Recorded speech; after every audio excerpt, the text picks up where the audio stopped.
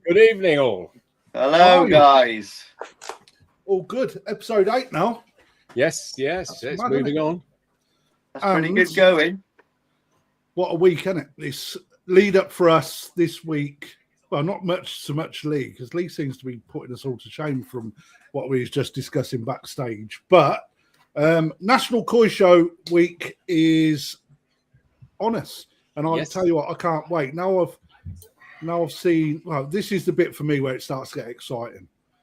I mean, I don't know about you guys, but you know, we've got a few more ponds this year because I've managed to pull twist, kick Pete's ass to get me a few more tubs to sell out of, which will make it I'm hoping a lot easier to manage. But I had a chat with another dealer this week, actually. He called me up and he was like, Kraft, how do you know how many fish to put in a vat? And I was like, you don't.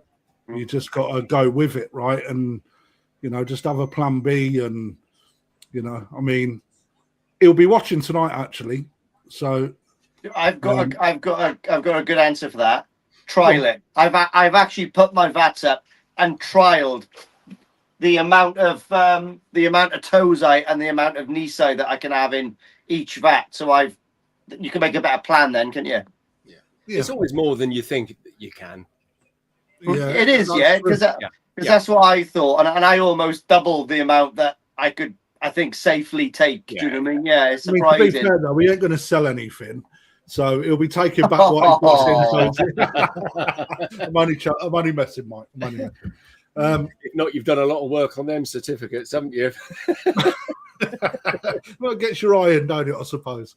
But yeah, we've got quite we're pretty much on it. There's only just a few little titivaty bits to do now. I'm going up on Wednesday. Matt's probably going to have a bit of a baby in the background by hearing that. So I'm setting up on Wednesday. I'm going up. So the water could hopefully all be in, gassed out and ready for an early Friday morning one for me. So what about you, Lee? When are you going up? Yeah, well, obviously I'm the knight in shining armor and I'm going up to help on Monday, Tuesday and Wednesday.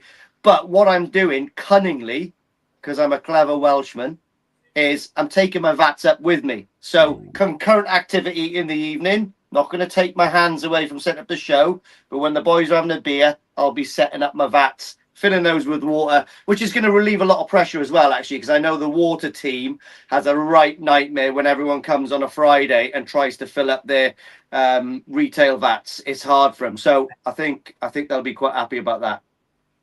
Super. What about you, Dave? When are you going up? Yeah, I should be Wednesday as well. It just makes Friday's a long enough day as it is, and it just makes it that much easier if all you've got to concentrate on is boxing the fish up. Once you get there, floating them and then just releasing them, it's a lot easier. And as Lee said, it gives the guys a much better chance of containing more water, because obviously if everybody turned up at the Friday and demanded 6-7 vats filled, there's going to be a shortage or they're going to struggle. So I think it's quite good. We turn up Friday and they're ever so good there because we leave all the air pumps switched off with all the air diffusers in, and when we come in, the water's in. They've turned all the air pumps on, so they do a fabulous job for us. So yeah, we shall be up there Wednesday again. So I can see Allan Tait in the background. I'm gonna let's bring Allan in. Look. What are we doing? Revising. What are those black speckly ones called again? So, for those people that don't know, tonight I brought him in because he was reading a book, to be perfectly honest. Allan Tait, can we hear you, Al? Yeah, I can hear you. Oh, we can. No, there's something wrong with the audio. Yeah. We can hear you, but not understand you. So, Allan Tait is the head of KJUKO, Koi Judges KJUKO. Association, Dealership Association stuff. What's it called, Al? KJUKO. It sounds like a planet from Star Wars. So, chairperson. So, we've got quite a lot of people in already. So, I want to get this out first. What? Throughout the whole of the show, I want you guys to fire in questions about the judging, right? I will select those questions and put them to Allan Tait, or anything that you need to know about the National Koi Show, and I will put them to Matt Stevens or Ian Jenkins, right? So Matt Stevens is just about to join us. There he is. I'll change the background because that looks rubbish, doesn't it? Let's go there. Hello. And also Ian Jenkins. What's going on there? That's rank, isn't it? Let's put that one on. There we go. So those of you that don't know, Ian Jenkins is the vice chair of the National Koi Show. Thanks for joining us tonight, Ian. Yeah, nice to be here, guys. It's like is Welsh like Lee, so they may have a little bit of a natter in the background at some point. And then we've already seen Matt Stevens, the National Koi Show chairman, as well. So, right, let's get into the nitty gritty of it, Matt. Right, I'm going to address the elephant in the room first and foremost, just to get it out there, because no doubt it's been talked about a lot. There was an unnecessary video, in my opinion, placed on YouTube about who can show and who can't. Right, so is there a reason why anyone associated to dealerships or dealerships can't show, mate? So as per our policy that we were requested and been in place for a number of years, it's been fed back over multiple years that quite a few people don't agree that anyone working in the trade should exhibit. So we have taken that on board. It's been there for a few years. We've softly introduced it and reminded people in the past around this, and this year we've had to have some difficult conversations with a couple people around that they don't fit our policy, unfortunately, and won't be able to show. And again, I don't like those conversations. It's obviously people are very disappointed that they're not able to show, but we've had to set the line, which has been there for a number of years, and this year we are setting it and reminding people, and have refunded people where they don't meet that. So yeah, well, I mean, I don't think you need to harp on about it, Matt, to be perfectly honest. I've said it once, said it before. I've never, since I moved into the trade, I already knew about the rule. I've never exposed it. You know, the dealer show was where I could take part, and I totally appreciate that's been removed for hobbyists, and I don't mind, to be perfectly honest, personally. You know, and ultimately I agree. And you know, there are, for people like me, Dave, Lee, all right, we do get access to fish, and actually we don't necessarily pay what you guys pay, and I think that's an unfair advantage, right? That's how I see it.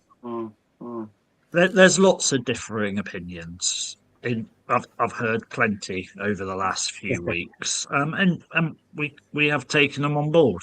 So, but we've got a show in a week's time that we have to concentrate on, and those rules have been there for a while. They've been there a long time. What we have said is, after the show, we will have our AGM a couple of months after the show. We've asked people to feed back on the policy, and we will take those into consideration, and we'll have that open discussion with people of what they actually want, and where necessary make any changes that people feel that would benefit the show. Yeah, so I appreciate that as well. I mean, how long ago was this rule brought in, Matt? Have you got any idea? Allan might have an idea, because he's been around since the world of dinosaurs. So at least 4 years. So the KPG Koi Policy Group rules call out that hobbyists are the ones that are allowed to show. What that doesn't do, in fairness, is define what hobbyist is, which is where we set out our terms and conditions and exhibitor policy, where we have defined it for our show. So we've gone that step further to define it so it's clear. And in fairness, we had a person who's moved into the trade reach out to me and said, I'm assuming I can't show this year. Yeah. And I was like, yeah, unfortunately can't. So Well, So, to be you fair, know, I'd we've say had- good on you for that, Matt, personally. yeah, You know. I mean, look, you've just touched on it. You've moved into the trade, so you've not shown. Same with Lee. Yeah. You know? I Um, mean, we had this conversation before the national last time, didn't we? With me, I was in question last year, and then that's why I've actually decided to step away from showing. I mean, I like to keep things fair, and that's how it is, isn't it? You know. I mean, to be honest, Matt, my first show that I attended as a dealer, and that's going back a few years. I was going to say, I'm not going to say how many years. that rule was clearly in place back then. Right. Well, So there is a split of opinion in the comments, to be fair, which I really understand. I mean, Richie Bass says some dealers have personal collections, so are they not allowed to show those? No. Yeah. You know, and I wish I could have, right, to be perfectly honest, but ultimately I also respect the rules. You know, it's like you can't have 12 men playing a game of footy, although Scotland may need it tonight. Sorry, guys, I couldn't help myself. But Knight's Coy then goes on to say exhibition VAT should be for the hobbyists, not the dealer side of it. The dealer show is a shame it's not on, but we're all there for hobbyists. Unfortunately, you're not going to please everyone. You see? Yeah. Look, all I'll say is we've set the bar where it is. People who, you know, we've got the dealers and the people that own the companies. We've got people that then work for them, and as it stands at the moment, those people cannot show. Now, I appreciate people have different opinions. That doesn't mean to say one person's right and one person's wrong, and it doesn't mean to say in the future that can't be changed. But I'm open to listening to people, hearing those opinions, and see what we can do. Because at the end of the day, the show's not, you know, it's not just run by me, and I don't do what I just want to do, or the committee doesn't do what they just want to do. It's there for the benefit of everyone. We've got to listen. I'd like to think we do listen, and adapt and move to the times and what people want. And like you say, I think, yes, it is upsetting for a few people. I'd just like to say it isn't anything personal against anyone. And what we want to do is try and be objective and not personalize it. It's trying to think of the wider thing. That's all. So yeah, we're just looking forward to the show. I'll put it in now. Actually, we've got one VAT still available, 2.5 VAT. We've had a few people have some issues with their fish, and also a couple people having to pull out due to hospital appointments. Whatever reason. So we do have one VAT available. If anyone would like to book that, just go to our website. It's in our shop, and you can pay all online, and you'll be added to that list. There you go. Right, let's not harp on about that absolutely anymore. Right, I wanted to get it out there because I knew that was just going to flood into the comments, Matt. Right, I'm sure it still will. I think that you've mentioned that you're going to listen to feedback, and at the end of the day, I think that's probably the best thing to do, because if people want differences, let's put it out there. Let's listen to what people have to say. Now, one thing I will say is, and this is only coming from me, it's be interesting how many people are actually members that make the issues. Just saying. Right, I don't want you to elaborate on it. That's just my opinion. Right, it's not come from anyone but me, because I know from experience there's not a lot of people that are members that make a lot of noise about what everybody else do. Right, that's all I'm going to say on the matter. But well, we're going to send out, or I've already said to the committee that after the show we are going to set up a questionnaire that will go to the show patrons the trades in attendance at the show, Yeah. and our exhibitors, Awesome. so we can get across those three spectrums, basically an opinion of what they believe they want. And we'll also take on board any comments that people constructively send through to our email, well, my email, chairman at nationalkoishow.co.uk. Awesome. Right, Matt. Ian can't hear you. Right, so a few technicals. What I'd ask you to do is, can you log out and log back in again, and then I'll bring you Me? back on. Yes, please. Cool.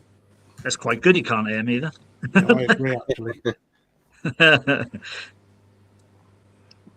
I'm going to kick you out, actually. It'd be easier. Bush, there you go. Oh, right then. We have free tickets to give away. I'm going to put it out there now. Ian, correct me if I'm wrong. It's 3 pairs of tickets. Is that correct? Yeah, that's correct. Yeah. So whoever wins will get one plus the other. Plus one. No, they'll win a ticket and take someone with them, yeah? Yeah.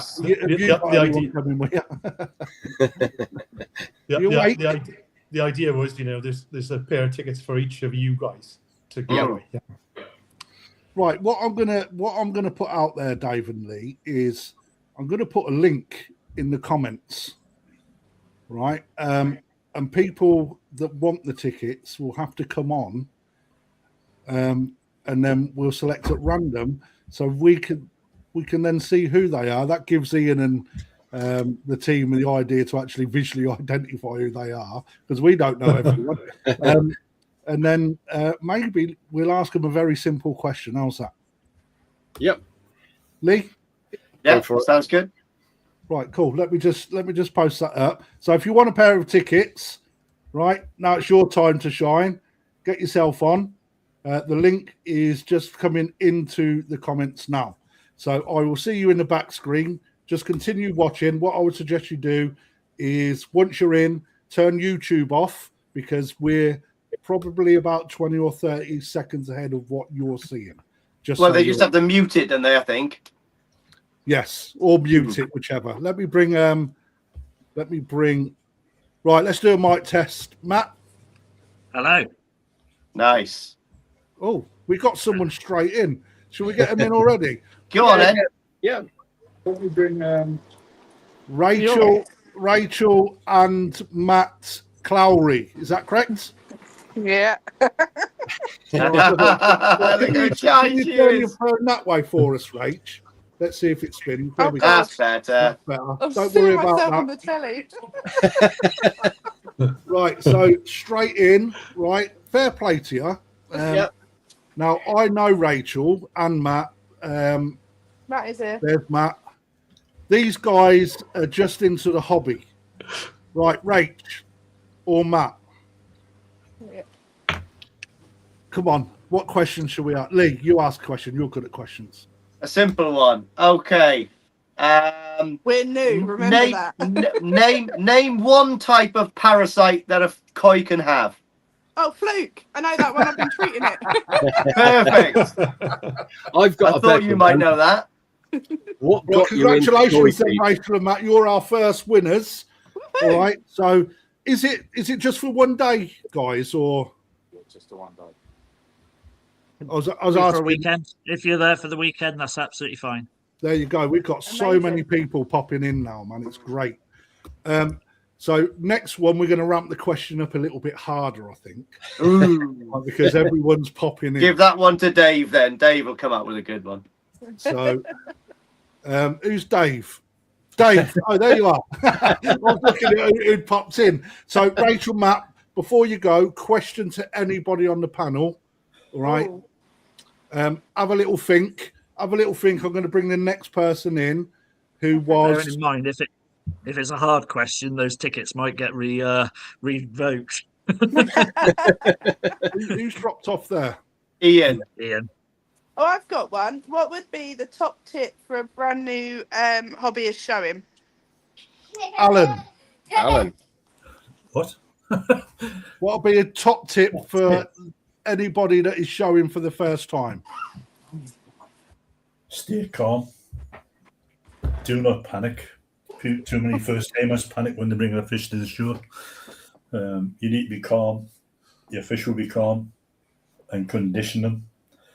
First timers normally bring fish straight out of the ponds. Fish need to be conditioned so they can adapt to the new environment they're going into.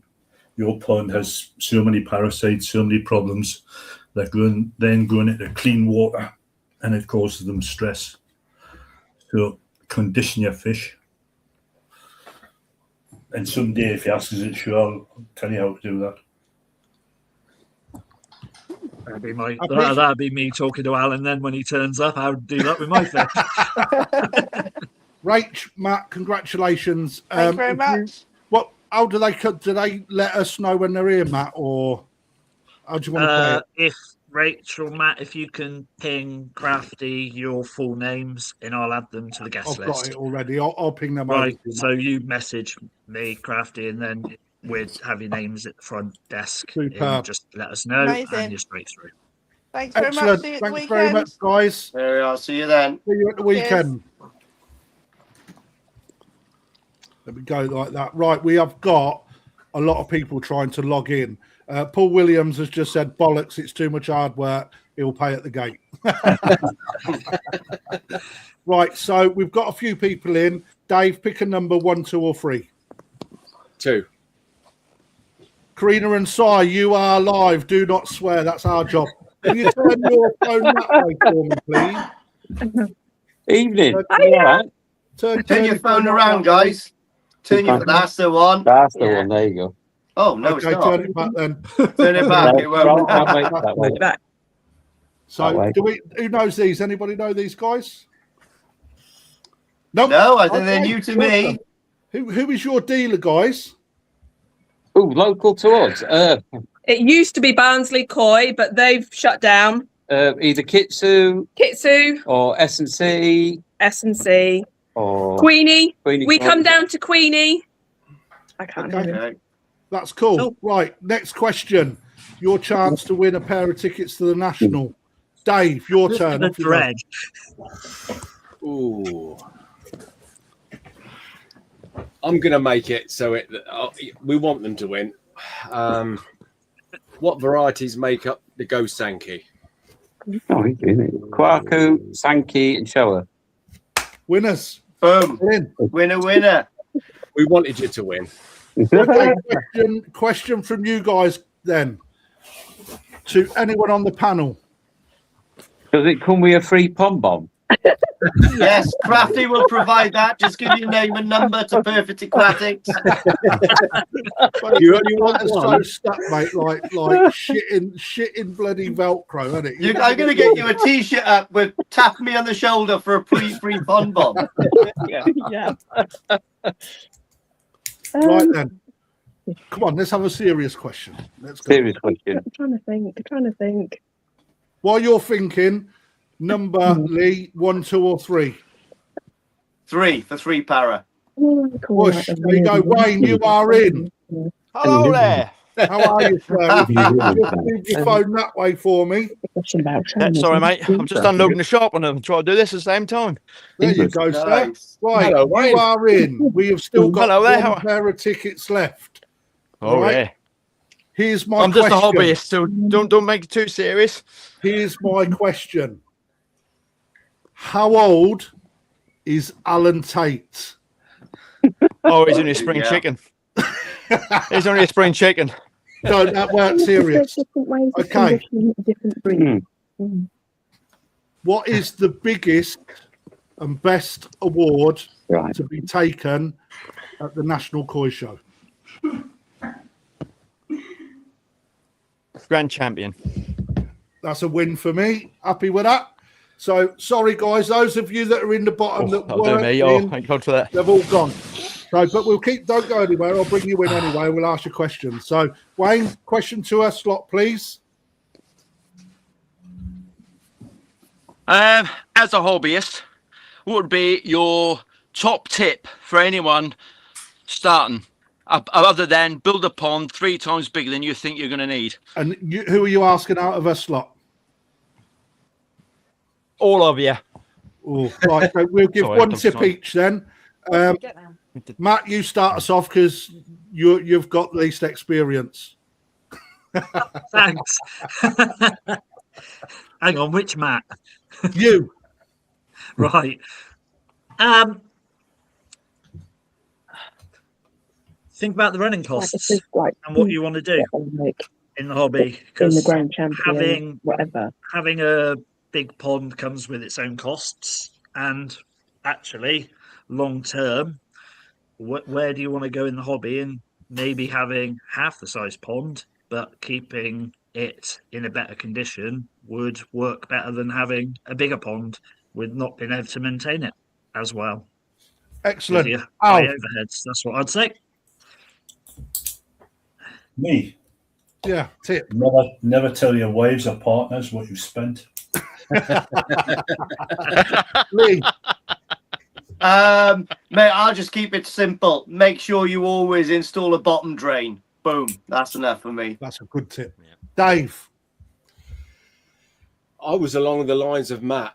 I'd much rather see a smaller pond run well than a larger pond not run well. And that's what many people do. They just dig a hole and think, wow, this is good. And then realize you need 2 bottom drains, 3 bottom drains, 3 filters. And then the running costs just get out of hand. So that would be my tip. Seriously think about the running costs after you've built it. Race has just popped up. It's a bit late for that. Matt and I are too involved now. They've got too many going on. Ian, you obviously don't really know much about what's going on in the pond world. So what would your tip be? He can't hear us again, can he? Ian, can you hear me? He's dropped out again. Yeah, he's dropped out again. Because he moved. I think Lee's using all the bandwidth down in Wales. Maybe. Wayne, my tip for you, mate, would be when starting out, find a reputable dealer that you get on with, right? And that means I got one of them. That's Dave. well, there you go, right? So, but to anyone else that hasn't, find a reputable dealer, and that means traveling to the dealers and seeing who you get on with, right? And then who you trust. Look at the fish, look at what their knowledge base is, and then work with that dealer going forward until you are au fait with how to keep fish, because that is priceless. Happy? Wayne, what's your tip to everyone?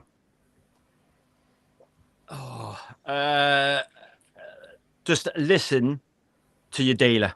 There you go. If you got any advice, ring. If you need any advice, especially when it comes to treatment, something like that, ring your dealer. Absolutely, I agree with that. Wayne, your fish look fantastic, by the way. Clearly not bought from Coastal Koi though. Thank you for jumping on. I'm going to go back to Karina and Si. If you send over your details to Dave, if he hasn't got them, then we'll sort out for the whole weekend if that's what you want to do either day. All right, Dave. Well done, mate. Congratulations, mate. Well done. Right, let's unmute Karina. Did I call you Katrina earlier? Yeah, you did. That's a hurricane. Si will probably agree with that one. Right, so now you've had a discussion. What's your question? Question for Allan. If when you're doing judging Grand Champion and there's 2 fish and there's nothing between them, does it just come down to personal preference? No, it comes down to one minor difference, one minor defect. Tiny defect. Never personal preference. So if we got 2 fish of equal body structure, skin, consistency of colour, it'll take something as minor as a slight shimmy somewhere on the fish. And that would make a difference. Or a slight, sometimes pectoral fins or dorsal fins have slight deformities, and that will make the difference. But never personal preference. Never personal preference. Because if it was personal preference, and I'm judging, it would be a Shearer wins every time. That's the proof, isn't it? Allan. Right. Karina and Si, congratulations. If Thank you, you. Are you on my who's YouTube or Facebook or whatever? Can you get over your details to any one of us free? Yeah. Yeah, no problem. Yeah. Yeah, and then we'll forward it over to Matt and Ian, and then we'll go from there, guys. All right. Yeah, Lovely. thank you. Yeah. Thank you. Excellent. See you the done. weekend. Make Bye. sure you Thank you. Bye. see you soon. Take care. Well done. Well done. Right, we got that bit out of the way. However, we have got one more announcement to make for service personnel, but we'll do that in a while because I don't want everyone dropping off, and we definitely want the service guys in. I tell you what, Wayne's joined back in the back room. Look, he wants in on the show. He's welcome to come down on the Wednesday, on the Monday to help set up. That's cheers, Wayne. Oh, we forgot about mentioning that as a caveat, didn't we? Wayne, you're back again. Did you need us for anything else, mate? No, mate. Sorry, I thought I dropped out, so I put back in. No, I kicked you out, mate. All right. Kicked you. Catch you later, mate. See you See you soon, mate. later. Take care. Bye bye. There you go. That's what that blue sorted sky out. looks like, by the I way. tell you what, I got a message up saying there's too many people trying to join your live stream. You need to upgrade. Click here. You know, only 140 quid a month, that one. Weren't happening. Go So- for it, That's Rafi. because you got us three lovely people on. Well, I am being funny, but you all look the same, don't you? What? When we Look, what? Just because They we're all look like wearing the mob, glasses? don't they? They do look like the mob. I can just Right, I can imagine Allan Tait with that hood on a Sur driving around the street stealing people's pond bombs. It's well, let's get back. I mean, let's face it. How positive was that? People are looking forward to it. Yeah, Now, that's one good. thing's for sure is the weather is always in question at the show. All right, so I'm just going to bring this up. All right, so I had a look earlier today. The National Koi Show at the Heart of England Conference Centre looks to be very warm weather with temperatures reaching up to 33 on the Saturday and 27 on the Sunday, accompanied by sunny intervals and gentle winds. 33. Wow. So Wait, we're going to die, Ian, being Welshman. when you look at that, I'm going to put this to you, my friend. When we're looking at them temperatures, right, as a judge, how is that going to affect people exhibiting their fish? How is it going to affect what you're seeing in a vat? It really doesn't make a lot of difference, Rafi. It only causes issues with spawning, things like that. When it comes to judging, the temperature doesn't really affect it. You may get an odd vat that has been unheated and it'll be coming in from 12, 14 degrees, and they're not like the change in weather that big. So they'll clamp up a little bit on the bottom, but then the water team manage that side of it. So when we're judging, it's very rare we have any fish that's clamped up. Very rare. So for me, it does make a lot of difference. But again, what you've shown, temperatures in the 30 degrees, Ian and me yesterday were both looking at 28 degrees. So I think it depends what weather forecast you look at. They're all predicting different things. But it's So high we've- 20s nevertheless, isn't it? If it's 26, 28 degrees, that's not too bad. I can live with that. The judges might not want to make them wear their jackets for probably an hour.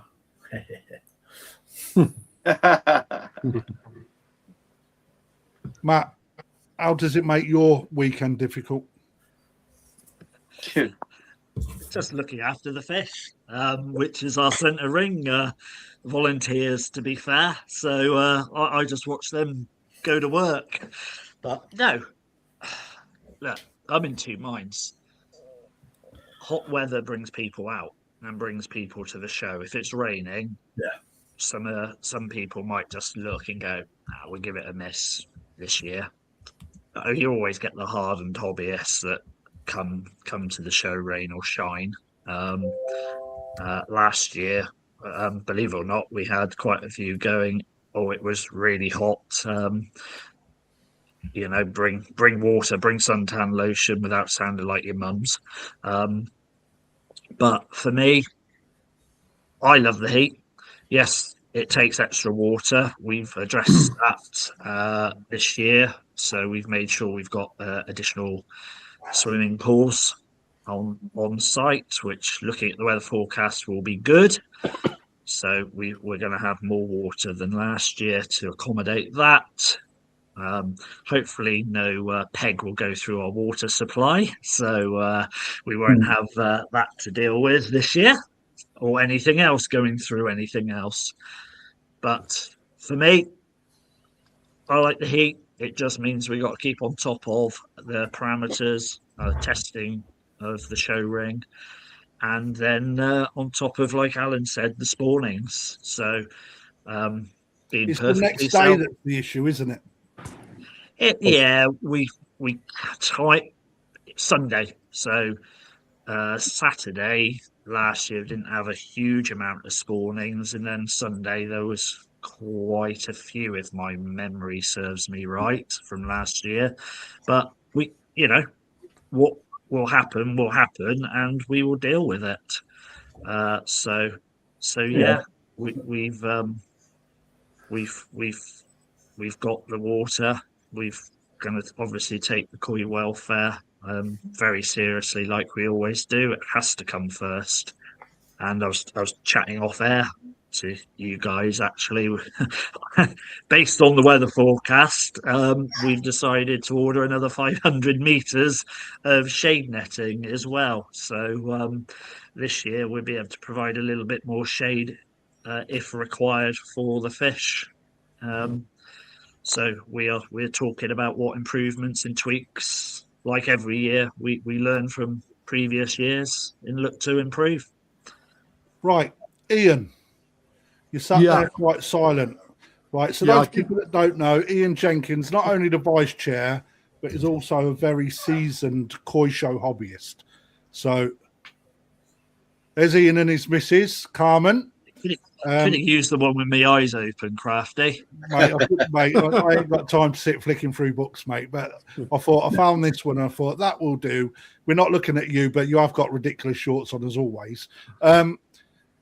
Ian, with your background, with these sort of temperatures, what as someone that is exhibiting koi, what sort of issues or fears do you have when you see these sort of temperatures?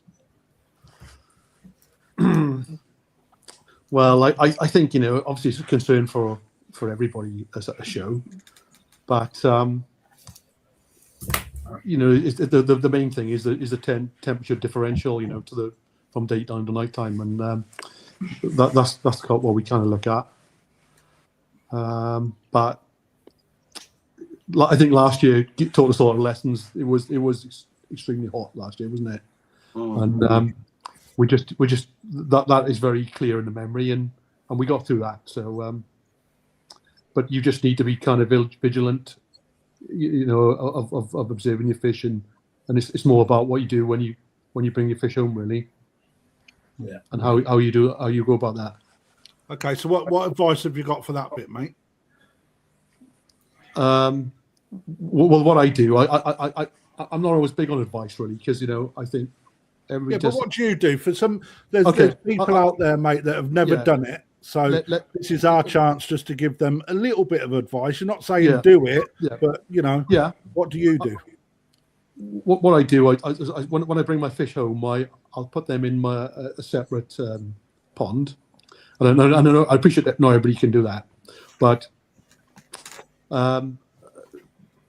observe the fish, and personally, and this is where this is not advice. It's what I do.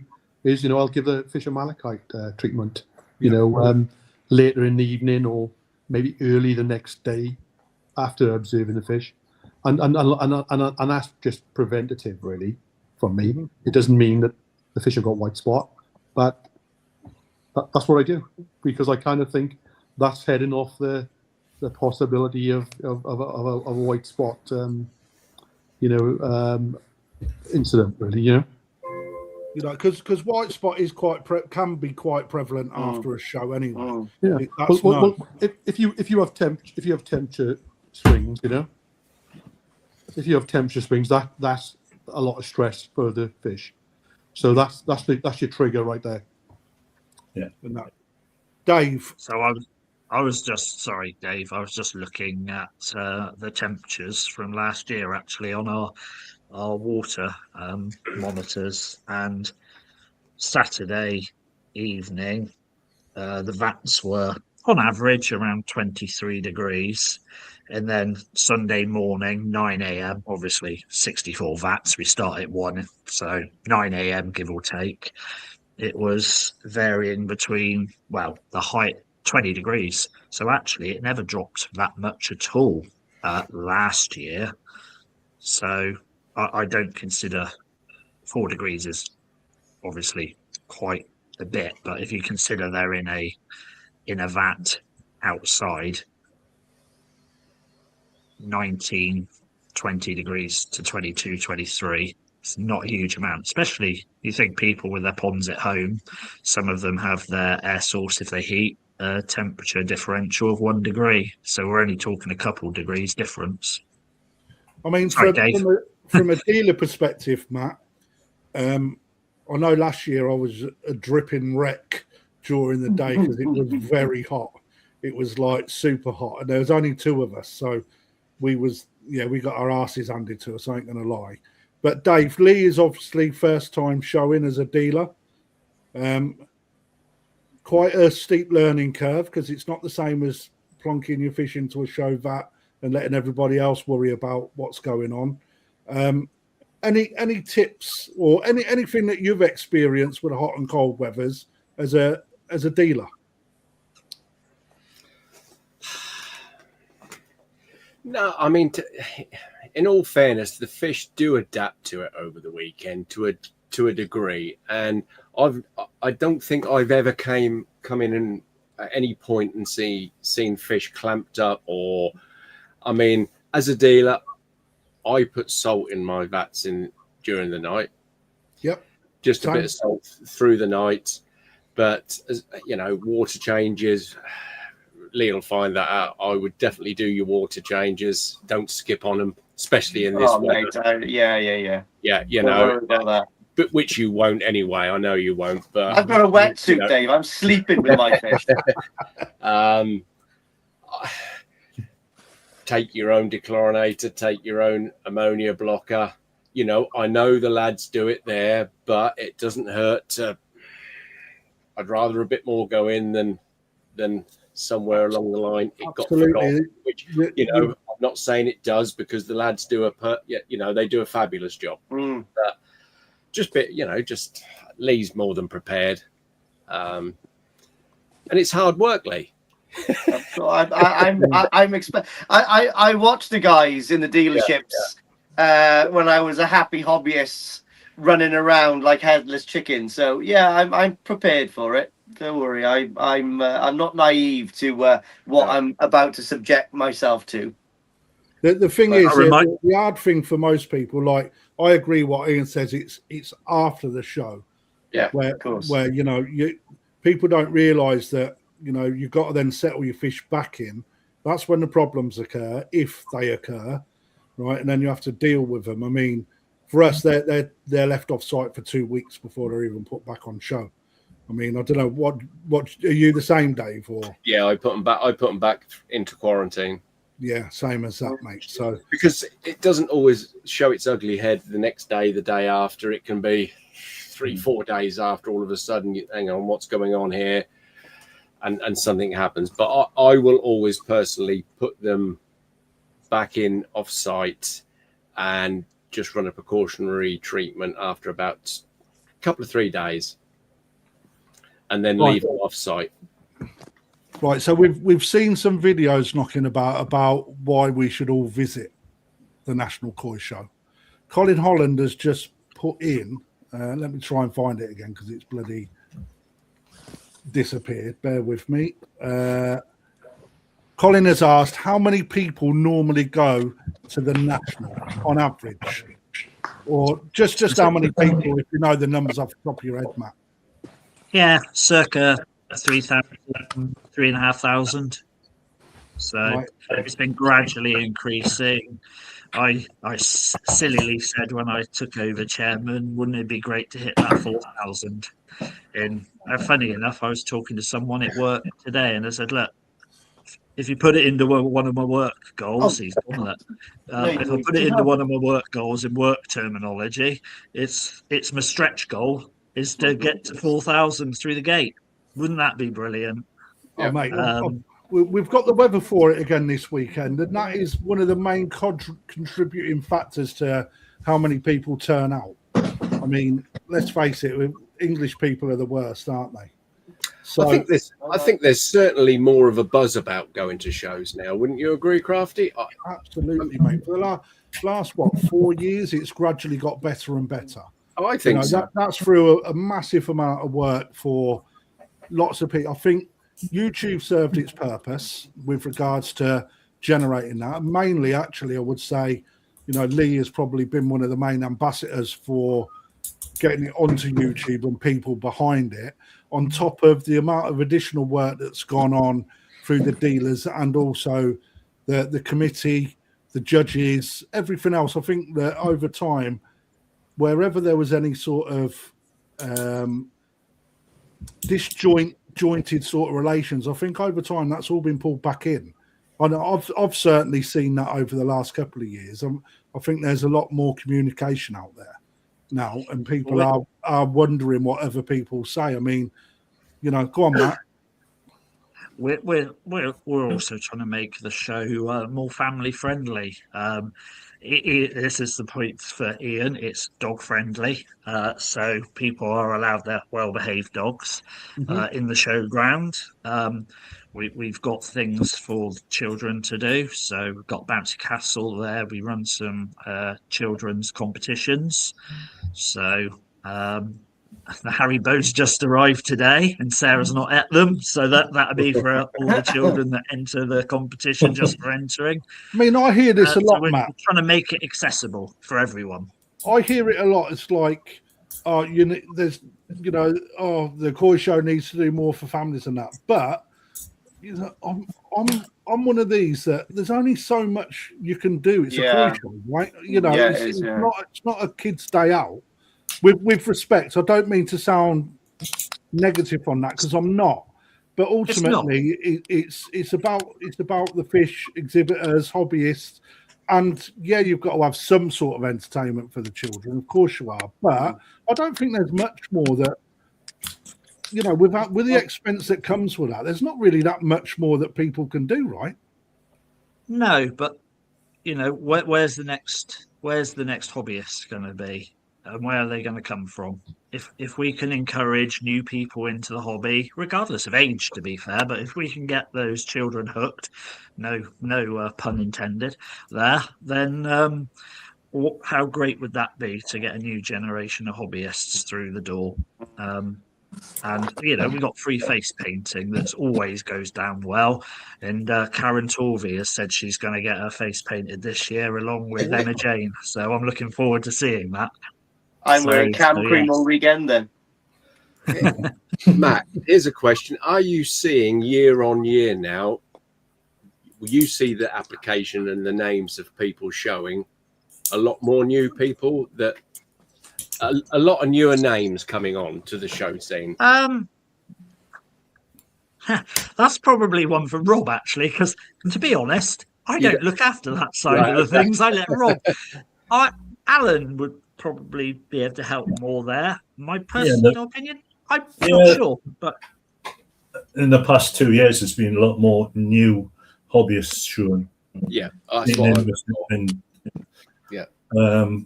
I can probably name you 8 to 10 that's just done it in the past 2 years. They never used to show, but they are showing now, and they're already looking forward to this year. The only problem, they've got a few problems with spawnings at home at the moment, which is brilliant for us. Not for them. Yeah, job done. Al, what happens then? So because there is a wheel, like there is in most hobbies. You have, seasoned hobbyists that show start to fall off the scale for whatever reason, whether or not it's they've achieved what they want to achieve. They want to sit back, relax, and then just come and have a look, or you know, they fall out of love with the hobby for one reason or another, then that opens up new vats. What happens as a result of new hobbyists coming in with regards to the standard of the fish? Do you see much of a change? Initially, probably in the first year, I'm quite happy to talk to a lot of the new hobbyists on the Sunday and tell them what is a shore fish in the vat and what isn't a shore fish. And they go away and they learn from that. So you'll have a year or 2 year where their standard as a new person isn't shore quality. They're nice fish, but not shore quality. So if you give them some advice, they come back stronger. I think you'll find there's 2 or 3 this year have got far superior fish than they had last year. But you've got to be prepared to talk to them. But by the same token, new hobbyists should not be afraid to approach Ian Jenkins, Lee Hatfield, Paul Williams, these guys has been doing for years. They will share knowledge with you if you ask them the question. They're not snobs. They will talk to you. You can grab a hold of me or Bernie. Bernie's around on Sunday. Just grab her. Just say, oh, come here, Eddie. Explain this decision to me. And I will explain it to them why. Don't speak to me about showing. I'll point them to Al. I've got a fish of yours that we're going to bring up in a while, actually, Matt. Right? So just be aware. I just echo what Alan's saying there. You know, I think there is a bit of a misconception on the showground that, you know, people are unapproachable and stuff. But, you know, everybody in the koi will have a chat to somebody else. And nobody's making judgments because you haven't got they don't think their fish are good enough or anything. You know, everybody's welcome, and we want to have those conversations and those interactions, you know. And it's just a little bit of a leap of faith, isn't it? You just got to go up to somebody and introduce yourself and say, you know, what about this? What about that? Just ask the question. And just looking at Bernie's Bernie's just made a comment about clubs, and he's correct. There are new hobbyists moving into clubs. The membership in local section clubs has increased recently. People are getting more interested in clubs because you can only find so much information on YouTube. Absolutely right. You'll find, and I shouldn't say it, but for me, you'll find better advice in a club. Some people only go on YouTube to make content. If you go into a club, they aren't making content. They're there to talk to you and advise you and help you with your parasite problems. Well, amongst other things, Al. Yeah. You know, it's not just that, is it? It's, I mean, when you look at like our guest last week, Steve Rollins, you know, how long has that gentleman been like keeping koi, and he's gone through the mill. Yeah. You know, he's you know, and that's the bit that doesn't get put on YouTube. And you know, people, how they've dealt with it, how they've come out the other end. It's a lot of people, and I'm not poo-pooing YouTubers because I think they play a part in getting people interested into the hobby to an extent.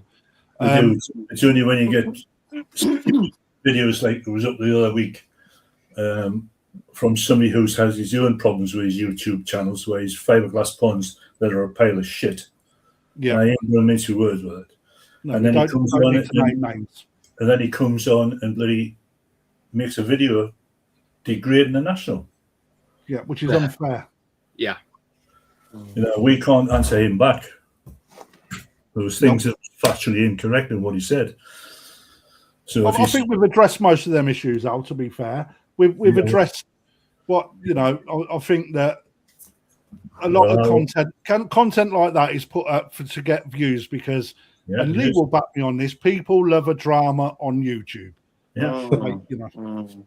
I do. But talking about the clubs again, I think the clubs are more useful than YouTube videos because you've got hands-on. If you're in a small club like the Celtic or something like that and you've got a problem, for instance, Ian, if I didn't have a clue what I'm doing, Ian's an hour away. I know for a fact that Ian would drop everything and come and help me. And he's on hand there. He can do water checks. We've got the same makeup of water because we're in the same region.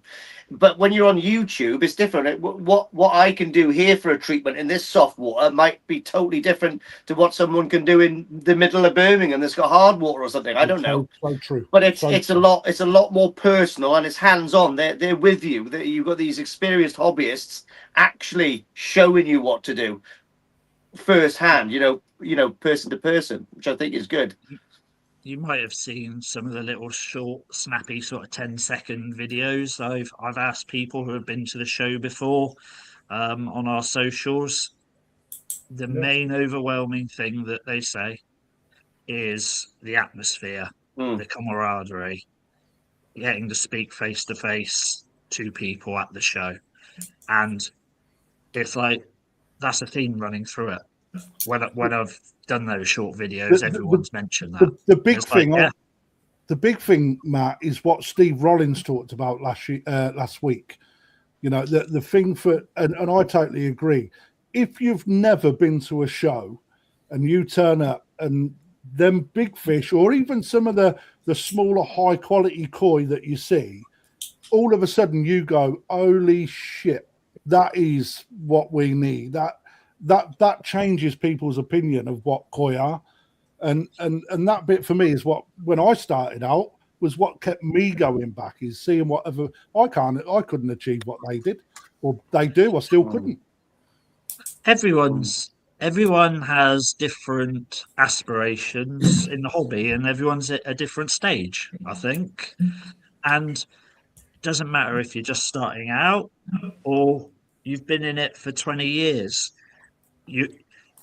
Everyone's learning, and people have different views of what's brilliant, what fish they like, which ones they don't. Some people love massive fish and go, whoa, I want something like this. Some people look at sort of the junior, young champions, 160 cm, and they're like, oh, we really like those, just I don't like the bigger fish, and I'm quite happy with fish like that, and look at it. And everyone has a unique... But I think that sometimes people like the fish that they can relate to, what they are doing in their own hobby and what's in their own pond. So, they look at a big fish and they think, okay, like, nice to see at the show, but this is my hobby, and they're a bit more interested in something else. It's just the diversity of it all, isn't it? Yeah, I think that's the best part about it. I think, there's something at a koi show to suit all hobbyists, whether you like showing the smaller koi, or like you, Ian, we all know what you like to try and, as a hobbyist, raise. You like the really nice size koi, and again, these are such an important part of the show as well, because I tell a lot of people, where else in one area can you see as many diverse koi and qualities that you're going to see in one area like you do at the koi show? From 20 cm, if you like, right up to, I don't know what the biggest will be this year. What was it last year, Ian? What was yours? 98, wasn't it? Yeah. What was your what was the jumbo last year? Yeah, what was 105? Oh, there you go, 90. That was 2 years ago, so I don't know what it was last year. It was 103 in Crafty. 103. 5 cm in 1 year, Ian, on that. Yeah. So Welsh water, Crafty. Welsh water. Mate, it's summer. I don't know about water, but my God. Ian, while we're on the subject of the size, only one way to explain that. It's either grown that much, or that measurement was a little bit like that year. I don't know, maybe. So that's my point. Where else can you go to see a 1 meter koi? Sorry, Crafty, go ahead. Clip that. No, for me, this koi, right? Obviously from Yumi Koi in Japan, Mike Snedden. How long have you had this fish in your water, Ian? Oh, well, that one is actually from Yumi Koi Bristol, so that gives a clue there. Wow. So we've had it a while then. Yeah, we've had it a fair while there. I reckon we've had it about 8 years, something like that. And how big was it when you got it? Oh, it was knee high, 50 centimeters. Probably 75 cm then. Yeah. No, it was out a batch of. Mike was quite keen on bringing those Mogons in to throw in with some of the mix that he was growing on, because they encouraged growth and feeding and everything. It was more like a bit of fun for Mike, really. And at the end of the season, they'd done their job and he'd sell them off. And 1 year we were there on the right day that he decided, all right, this is the day I'm going to sell all these off. We picked Mike and Cameron picked the best one they thought was the best body, basically, and that's that fish there. You know, and I think Dave touched on it. The only real koi shows are the only place that most people will see a fish of around 1 meter unless they go to Japan. You know, it's not. Well, that's one available. thing. That's one thing I like, to me is important about the koi show is that dealers don't have fish like that, really, do they? Because they might have the shot pet, which is a big shagoi or something, but they don't really stock fish like that.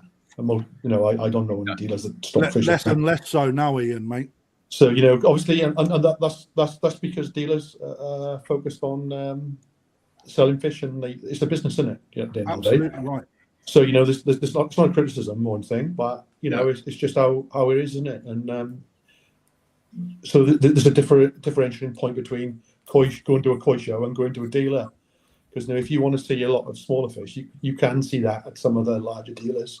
Where if you want to see fish like the jumbo size fish, you got to go to a decent koi show, like, haven't you? I think. I mean, Craig Stubbs just raised, and I would agree with you on it as well, personally, mate. I'm not a lover of the language written down, but that would scare the B part of me transporting a koi of that size. How do you do it, Ian?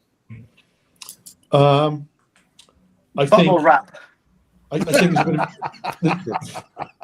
there's a bit of a sort of factor of experience, and I helped Mike back in my younger days. I helped Mike move fish around quite a bit, Yumi koi, and obviously you learn off you got a good koi dealer, which people that are better than you in the hobby, you learn a lot off those guys, and then a lot of it then is just sort of engaging with it and actually getting stuck into the job.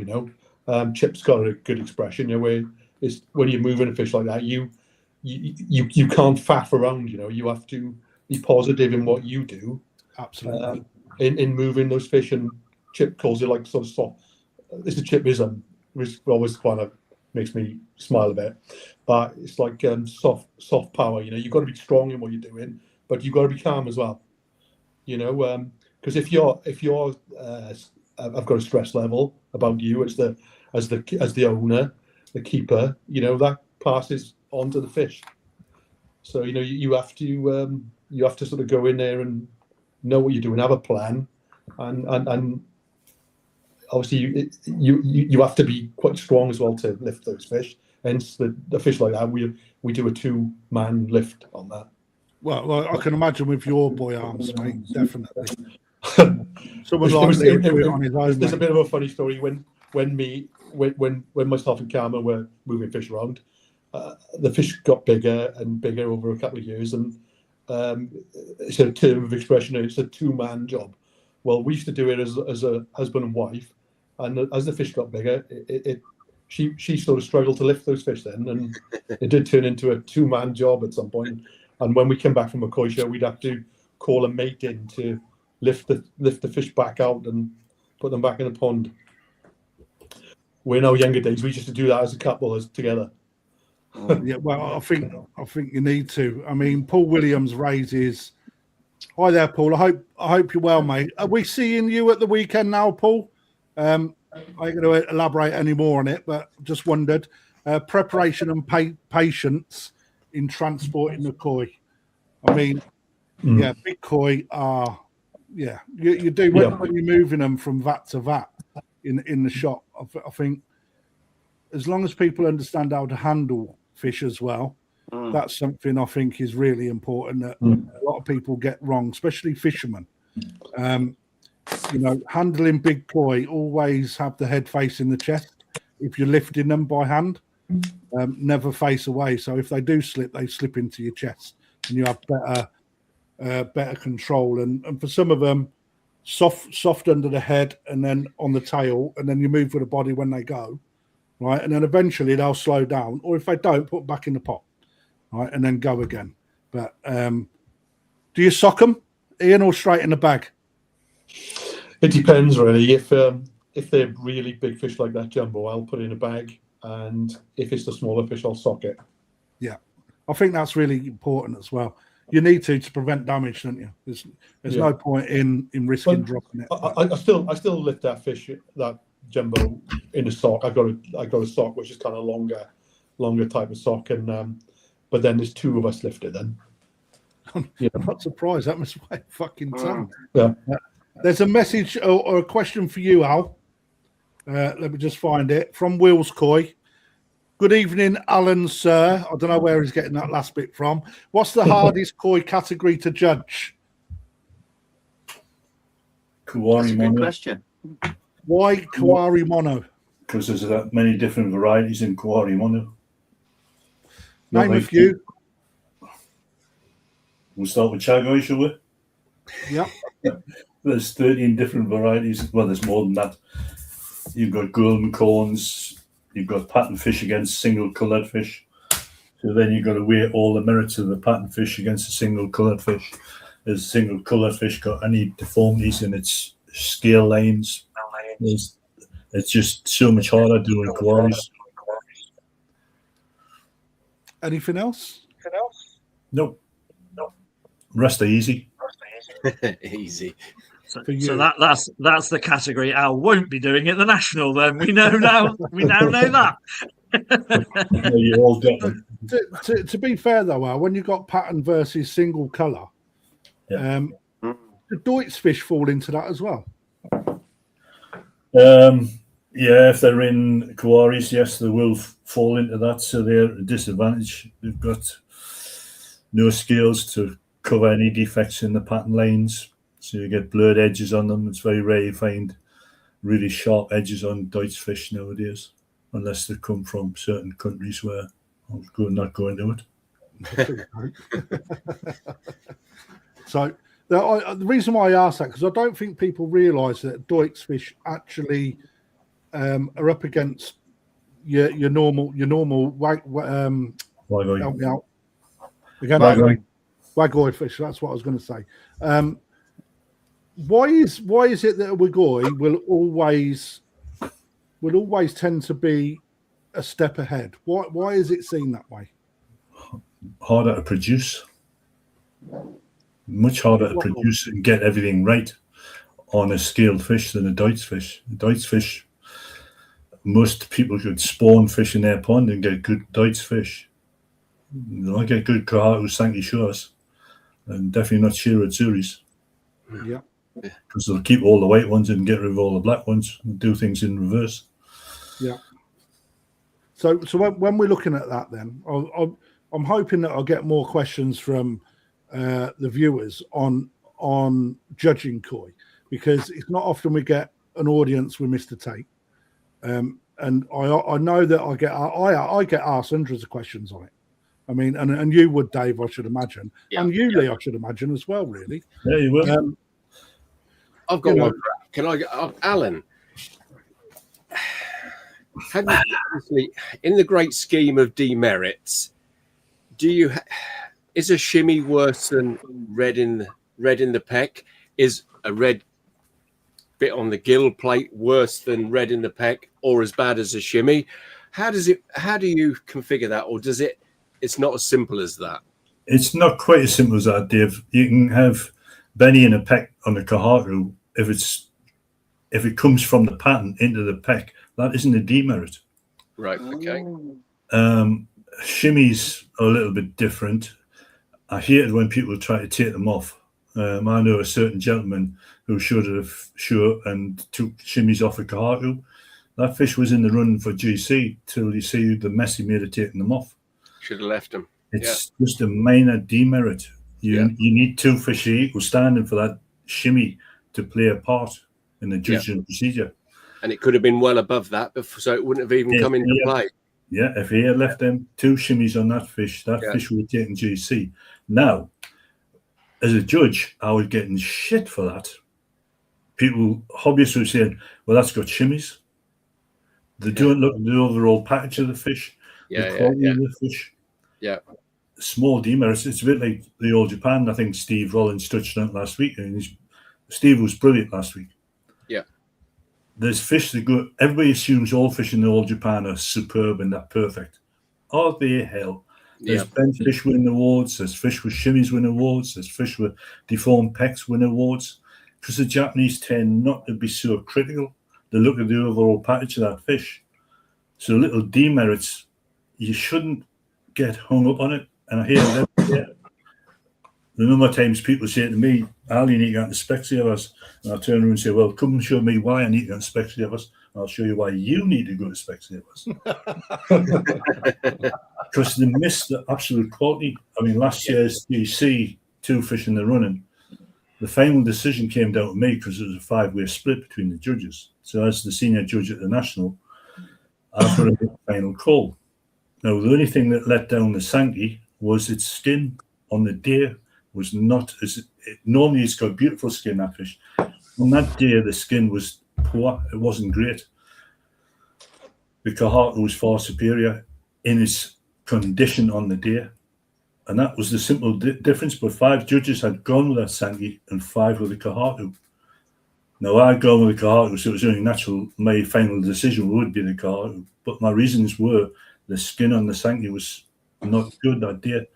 Now, a few weeks later, that same Sankey came out and took GC at the Great British, and it was a different fish. Yeah. The condition was superb.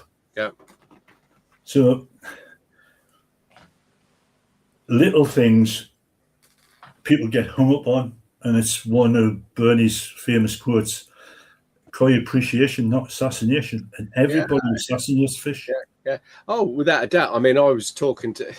It's one of my pet hates because Ian will back me up here. Ian's been to Japan enough times, but you can go into any breeder's koi house and he'll show you an absolutely fabulous koi in his mind, and there will be faults on it. And if you was to dare to sort of start pointing these out to him, it makes no difference to the breeder. That price is that price. That fish is good, regardless of these demerits that we get so frightened about purchasing a koi because of bringing it back here because somebody's going to go, oh, it's got red in its peck, or you know, it's a difficult one.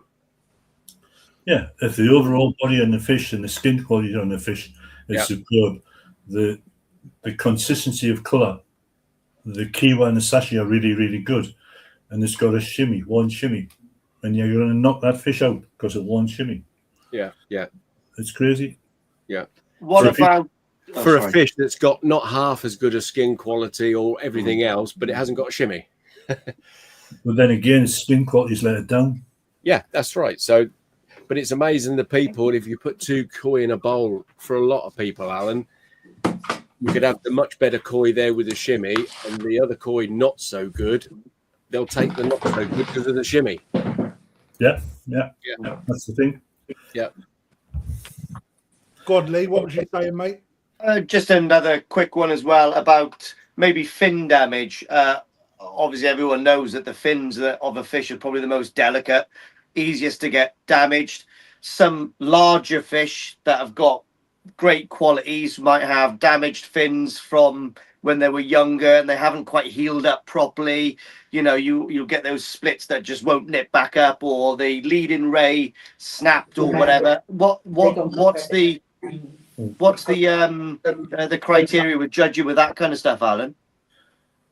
Well, again, you've got to assess how bad the damage is. Is the damage old? Is the damage new? This will come up this year, and it will come up at the Northeast of England show. There is a fish coming to the Northeast England show. Everything about that fish is superb, apart from its pecks. It's got the leading ray on both pecks has got a slight split in it. No, I'm not judging this year, so at the Northeast, so it's up to the judges to make a decision. But they need to take into consideration this fish will be 94 cm. The body on it's superb, the skin is superb, the benny plate is superb, the shirochi is fantastic, but it has a slight issue. So now the judges got to assess what it's up against, whether those slight deformity at the end of the pecks make a difference. For me, it doesn't. I've awarded GC to that fish last year, but that was in the photographic competition. And I've seen the fish in the pond, and you can see the pecks were damaged. But against what it was against, it was by far the superior fish. Because it was a little club show where we all went round, no one questioned my decision on that fish because the fish was awesome. Now put it in the show, and I can assure you, before even the judges get there, every Tom, Dick, and Harry will criticise that fish for its specks. They'll miss the obvious. In Japan, that fish, nobody even mentioned the pecks. Yeah. We've got to get out the mindset of being critical and throwing a fish out because of something little. It's nothing at the end of the day. It's a big fish. It's 90 odd cm. It will get damage on its fins. To get there, that fish is probably 11-year-old. So it will have some slight defects. The one that most people actually miss is when the leading rear of the dorsal snapped off, but then it's thickened up again, and they miss that one. And that's quite common. And it's very common. Yeah. Or the leading rear on the tail gets snapped when it's torsi and splashing about. People miss that. I mean, probably the most common one is the leading ray not developing, isn't it? It doesn't develop right along. The rest of the pec extends out, but the leading rear stops. Yeah. For some reason it'll suddenly stop, and then it looks wrong. And that's the first thing we'll pick up on. Oh, yeah, without a doubt. Yeah. And whenever you mention it to a breeder in Japan, they look at you as if they're, yeah. Yeah, you can see the one who get a gun at the pot and shoot. Yeah. You feel they're going to push you in the pond straight away for saying something like that, because it doesn't even register them when you're looking at the fish. It doesn't even come into their equation, them demerits at all. Now, as a trainee, I would imagine I was the same as everybody else. You say, "Oh, look at the state of that pec. I'm not voting for that fish," and that's wrong. That's why you've got to learn when you're judging. You've got to teach the trainees these little things, not to be so critical. Look at the overall package of that fish. Yeah. If the body's good, the skin's good. Yeah. Small demerit is a small demerit. Yeah. It only comes into play with two fish of equal quality. Yeah. I mean, I would say the percentage, Alan, of fish that get grown from tosai to 85, 90 cm to get there without a bit of pec damage, fin damage, is almost near as impossible. It is. So here's another one similar to the last question. Let's just say I'm a fresh hobbyist. I'm going to the koi show, which a lot of people probably are. They get bag damage. So you get, they've transported their koi, they've thrown a scale, they've ripped a pec fin. What would be said by you about that? Is that something that they've got to declare straight away, and then you assess the situation? Yeah, the benching team will assess that in the first place. The benching team at the national will see the fish, they'll bench them. The hobbyist will tell you, "Oh, that wasn't like that one left." And benching teams aren't stupid. They know when something's been thrashing about in the bag. So they'll bring that to my attention at the national before we start judging. They'll take us around, point the fish out, and say, "We've got this down as transit damage. Ignore it." So you have to ignore certain things. You can't just say, "Right, that's out because it's got a chip scale somewhere, or there's on a Deutsch fish, a scale on the side sticking out." Yeah. Well, you could have pulled that out quite easily and nobody would see it. So, you've got to take into account fish do get damaged in transit, and you've got to judge accordingly. However, like what you just said, the benching team are not naive to the fact that there might be some people trying to pull the wool over their eyes, that they've got a partially knitted pec fin, and you can see it. It's red, isn't it? You can see where it's knitting back together, and they try to pull the wool over. I mean, obviously, you must have come across that and disqualified a few fish in the past. You'll have the head bencher on the saddle will come and me and say, "Al, they're claiming this has been transit damage. Will you come and have a look?" And then me as the senior judge will make a ruling on that. If I think, well, you're actually not telling the truth, I'll disqualify the fish. So then it comes down to me to make a decision. Or any senior judge at any show.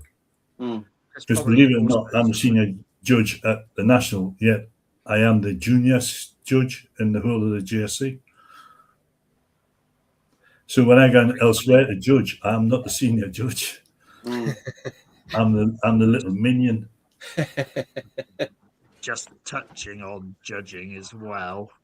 Probably I've been asked this loads of times, and I think there might be a couple comments on the chat around this as well, around the show committee and what influence any show committee has on the awards and which fish gets awarded. And Al, answer that one. I'm showing, not that I am this year, and I won't be as show chair anywhere. Yeah, this is the whole point of judges. I'll put it a different way.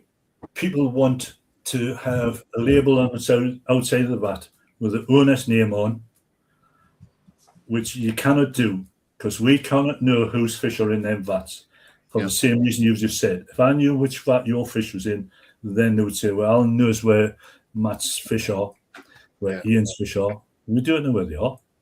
That's why we don't turn up beside the morning. Everything's ready for it. We then judge. What we can't have is someone on the other side of the vat saying, oh, this is Ian Jenkins' fish. That's Matt Stevens' fish in front of the judges. Hence why when you did a mistake 2 years ago and you got bollocked, that's why you got bollocked.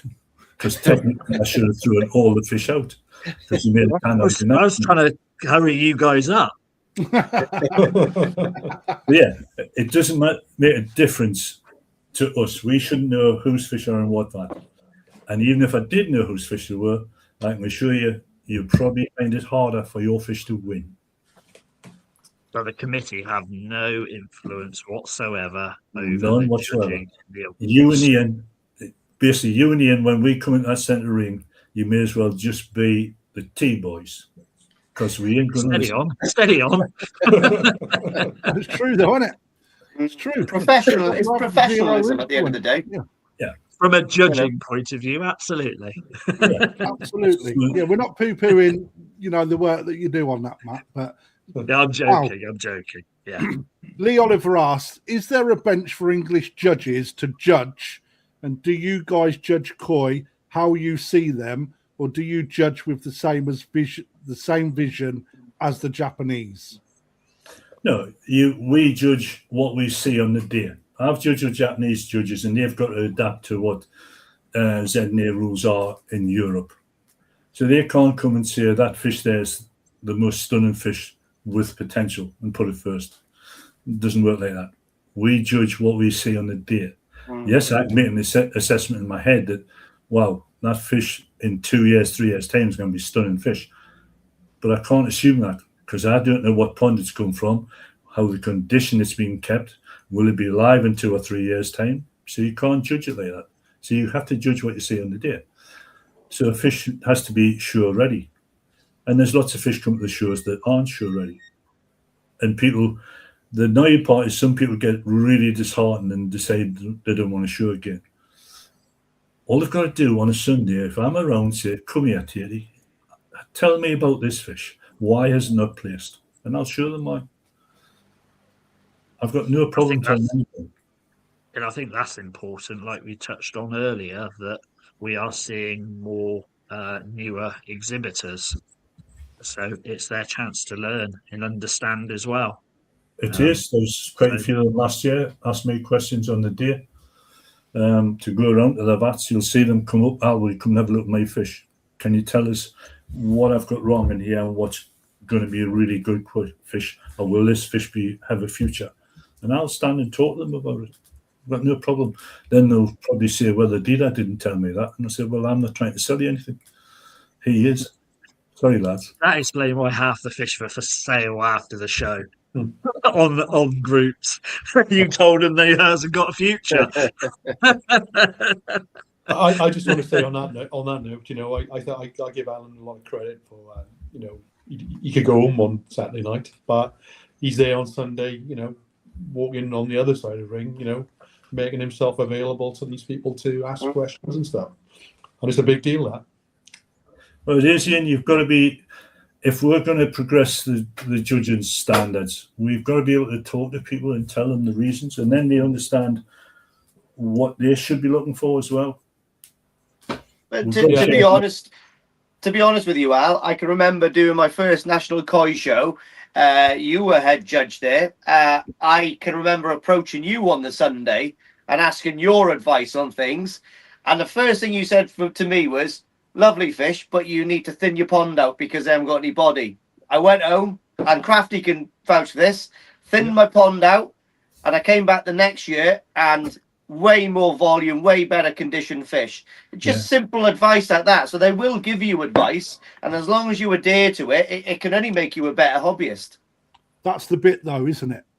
It's listening and adhering applying. and actually applying that said advice. Because I mean, how many times have we seen it, Dave? When you know, irrespective of what advice you give, I know speaking to some people. And there's people actually in the comments that ring you, ask you questions, you give them advice, and you know full well they've then spoke to someone else and someone else and someone else and someone else. And then they do something completely different against any of the advice that they've been given because they've taken a little bit from everyone and then still haven't achieved the end objective, you know. And another thing as well is any new hobbyist that's going into shows, get involved with the other people that show koi. Go and speak to the people like Ian, Paul Williams, and not being funny, but if you look in their vat and the condition of their koi is good, ask them how. Ask them what they do. Ask them their regimes, and ask whose fish they are first. And I'm pretty sure that's not in front of the judges. On the Saturday, sure they would respond with positive help.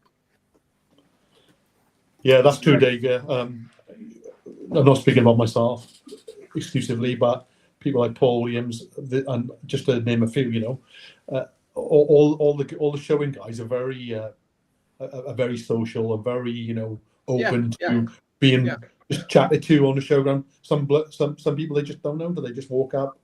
You almost don't even need an introduction. You just two guys standing at the side of a show vat chatting. It can be as simple as that, you know. Yeah. Mike from Shenzhen Koyao, how far off are we seeing new judges coming through? The biggest problem for the trainee judges is the time it takes to actually get qualified. Because we haven't got very many shows now. We've only got 6, 7, 8 shows in a season. When I started, I had 21 shows in my first year. How long would it have taken to get qualified back in the day, Alan? 3 years. 3 years. And what would it take somebody now? 7. Wow. Yeah. So that's got to be quite difficult, Al, to keep people on board from start through to finish. It is. You know, they've got to get better marks every year. We'll start off at 70% the next year in their exam papers. They've got to get a better mark than that, and they've got to keep improving. And they can be thrown off at any time if we don't see an improvement in their skills. So I'm busy with the help of Bernie and a few other people coordinating with the ZNA. In the past, the Southeast have always had foreign trainees come over to help them train quicker. I'm busy with Mark from Holland discussing having our judging organisation running that side of it, where we supply trainees to them and they supply trainees to us to help them get more show time. But again, it's the costs involved, so it's a headache really, but we'll get there. I would love to find a way of getting them qualified quicker. But because you need to spend time with all the judges and learn from all the judges, there's not enough shows. You know, it gets harder as the years go on because the section shows, they can't really afford having lots of judges come or trainees come. Normally, when the BKS, we won the umbrella of the BKS, we would send 3 or 4 trainees to one show. When in reality, you only need one trainee. But you've got to be better trainees and try and get that knowledge base up. So it is hard. Bernie says you took 5, 3 as a trainee plus 2 as probationers. Yeah, because Mr. Pritchard kept knocking us back for being a naughty boy. I've got. I'm quite opinionated. I've got a question for you, Alan. I've been talking. Colin's been messaging me separately. Okay, and I needed him to put it in writing onto the screen just to solidify it. So here it is. Right, to help the guys at the National, they said they want to reach 4,000 people through the door. So to get behind you and for appreciation of what you do, he is going to donate £30 for every 100 people that comes through. So I have just gone back to Colin on WhatsApp. I have suggested that what we do is once we get the figures through, Matt, can we? What we'll do is we will split the donation, 50% to the National Koi Show and 50% to the Koi judges, because I know that they have to be self-funding now, and Colin has agreed to that. So that will give you both a little bit of a cash injection if you so wish to take it on board. Only if you can say what the new judging association is. Well, I don't need to. I'll let Allan do that bit. Is that something that you can accept? Because I don't know what your governance is, or from a judging. I mean, go on, Matt. Go on. No, you go first. Absolutely, very, very generous. Firstly, thank you. Just want to make sure you understand what you're signing up to. He does. Taken aback with that. So thank you, Colin. Colin is very just so you're aware. Colin has been keeping koi for many, many, many years. He's very invested into the hobby. He can't make it to the National this year because his missus booked a holiday away. Although I told him he should cancel that because the koi show only comes once a year and he can go on holiday any time. But he didn't listen because he'd get in trouble. But he does enjoy the koi shows, and I'll say, Cole, that is super generous of you. Allan, can you do that, or has he got to do it in another way? No, because we're not under the umbrella of the BKS now. The GSC have to be self-funding, which is nearly impossible to do unless I can get sponsorship from different areas. We can't run a show and make money from a show. So we've got to then rely on the generosity for the training program. The training program costs £1,500 a year to run. So the first 2 years were fine because the BKS give us a small fund to get started with. But then I've got to then chase up trying to get sponsorship. And if Colin wants to do that, that'll be a massive weight off my shoulder. Because if I didn't get sponsorship in 2 years' time, I'll have to close the training program for the trainees. So what Colin's suggesting,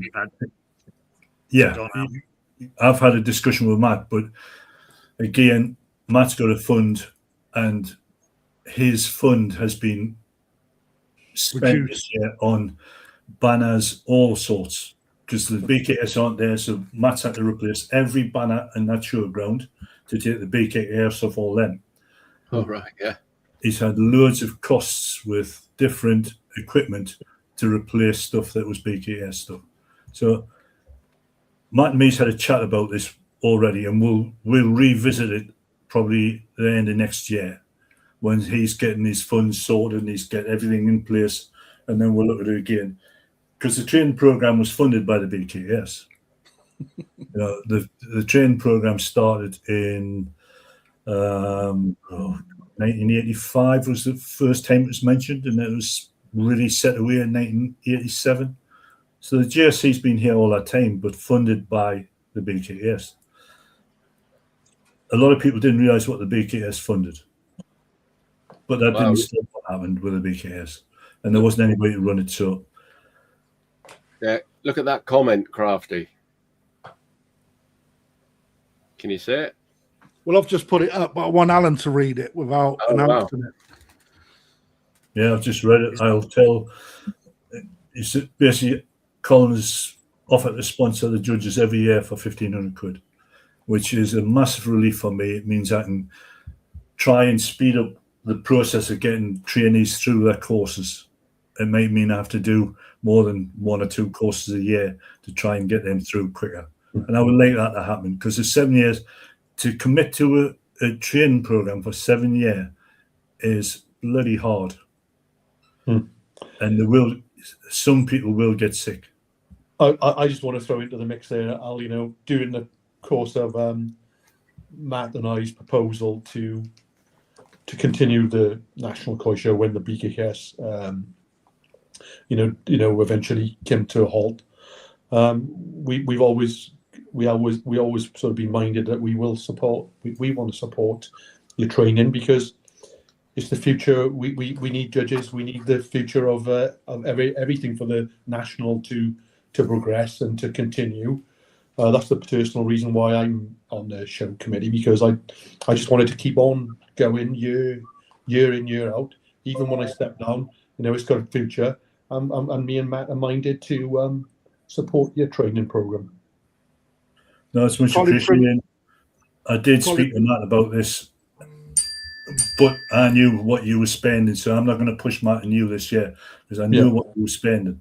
Yeah, but we obviously we're not going to discuss it this year now, but obviously we'll have that conversation with you at some point. Well, don't forget, Al, right? And not to make this about not to make this a meeting about your association and what other clubs can do, but all clubs should really get behind you. And actually, Colin, thank you, mate. I mean, that is just immense. And Al, can I pass your number on to Colin?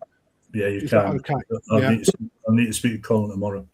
I'll exchange numbers between you and Colin, so you guys can have a talk in the background. But one little point just to end that. Right?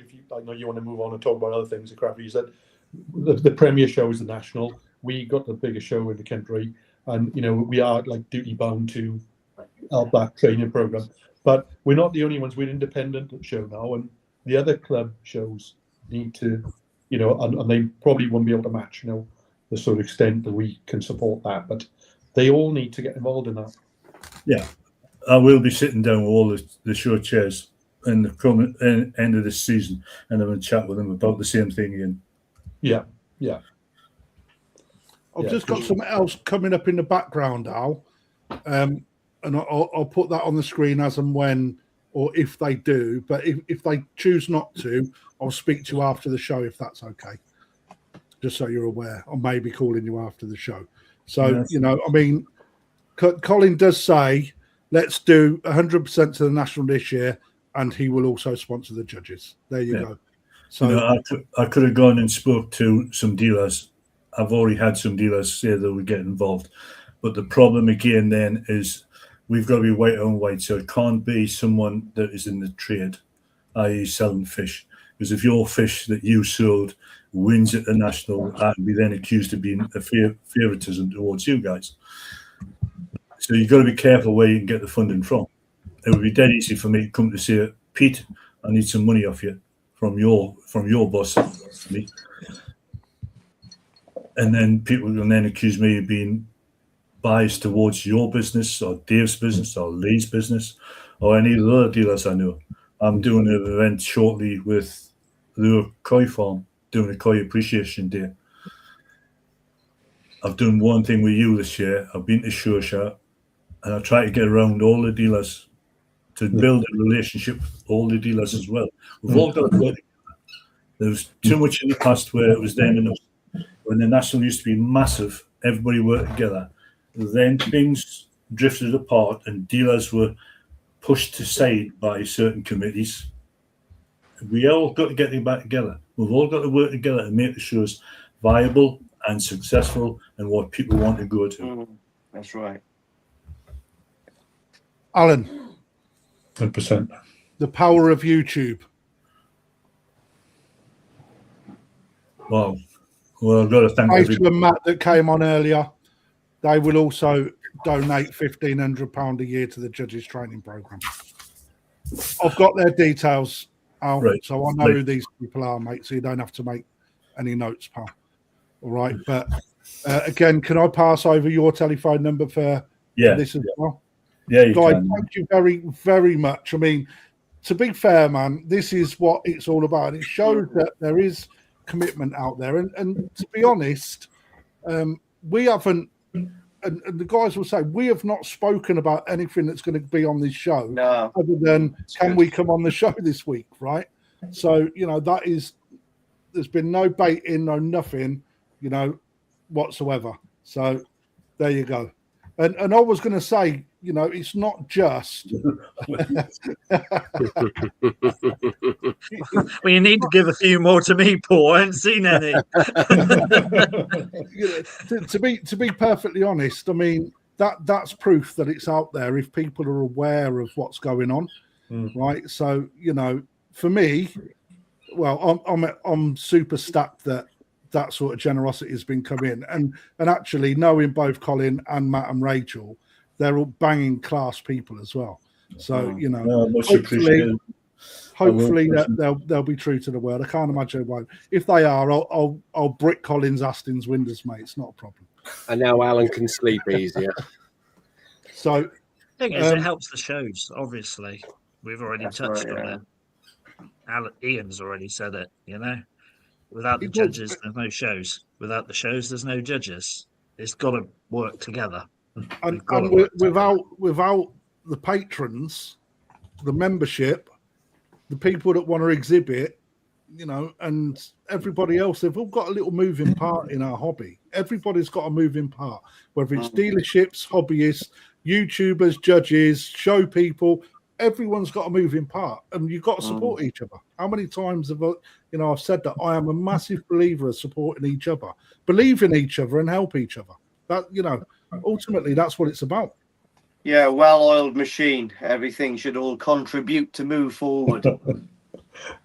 I have got more questions. Let's get into them. All right. So awesome. Thank you, everyone there. Dave, this one's for you. From Paul Gibbons, have you got a backup plan for when you trip the electric this year? That's not for Dave, that's for me, isn't it? Oh, sorry, yeah, it is. Yeah, I'm just making sure he ain't got a kettle, mate. That's all I'm saying. Just blame the new dealer. Yeah, hey, I'm bringing a battery pack. Don't worry about that, or a gas cooker. I don't need electric for my tea. That was the reason you requested him next to you. Now I know. Yeah, exactly. Yeah, there's no flies on me, Matt. No, it was the one year I've always done it. When we rig up the electrics, I normally get a fish bag and put that over the electrics. And it was the one year, for whatever reason, we forgot to do one. Then every time you netted a koi, that got put onto the vat and that was dripping down. And yes, I was the one that was looking around the show going, who is it? We were as well, to be fair. Well, just a word of advice, Dave. Yeah. The lads have spent for Paul, the electrician, a cattle prod. So if you trip it this year, you're going to get something.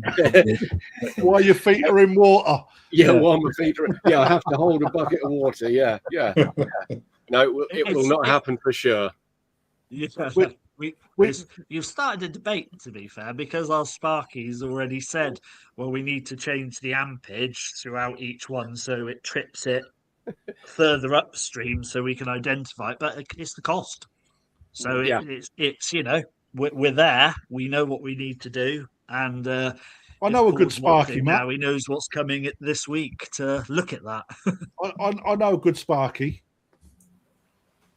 I'll have a word with him, see whether or not we can sort something out for you. Carp Mark Lester. There you go. One for the comments. Each person take a punt on how many showfish will be benched in the show. Think was around 500 last year. Well, he won't be winning that then if he's putting that down for last year. Well out that way. have a go, because actually that's quite interesting. How many? Do you know how many there was off the top of your head? Anybody on the bottom row? About 350. Oh, well, you didn't say don't say it. I just right. So it's about 350. There you go. Nevertheless, it doesn't necessarily mean there's going to be the same amount this year, because I you thought it can was higher than only that. put so many fish into a vat, and it's done on a point scoring system. Right. So if you choose to bring more, then each smaller fish scores less points. Is that correct off the top of my head? That's right. Yeah, and a maximum. Is it still 13 fish per vat? A maximum?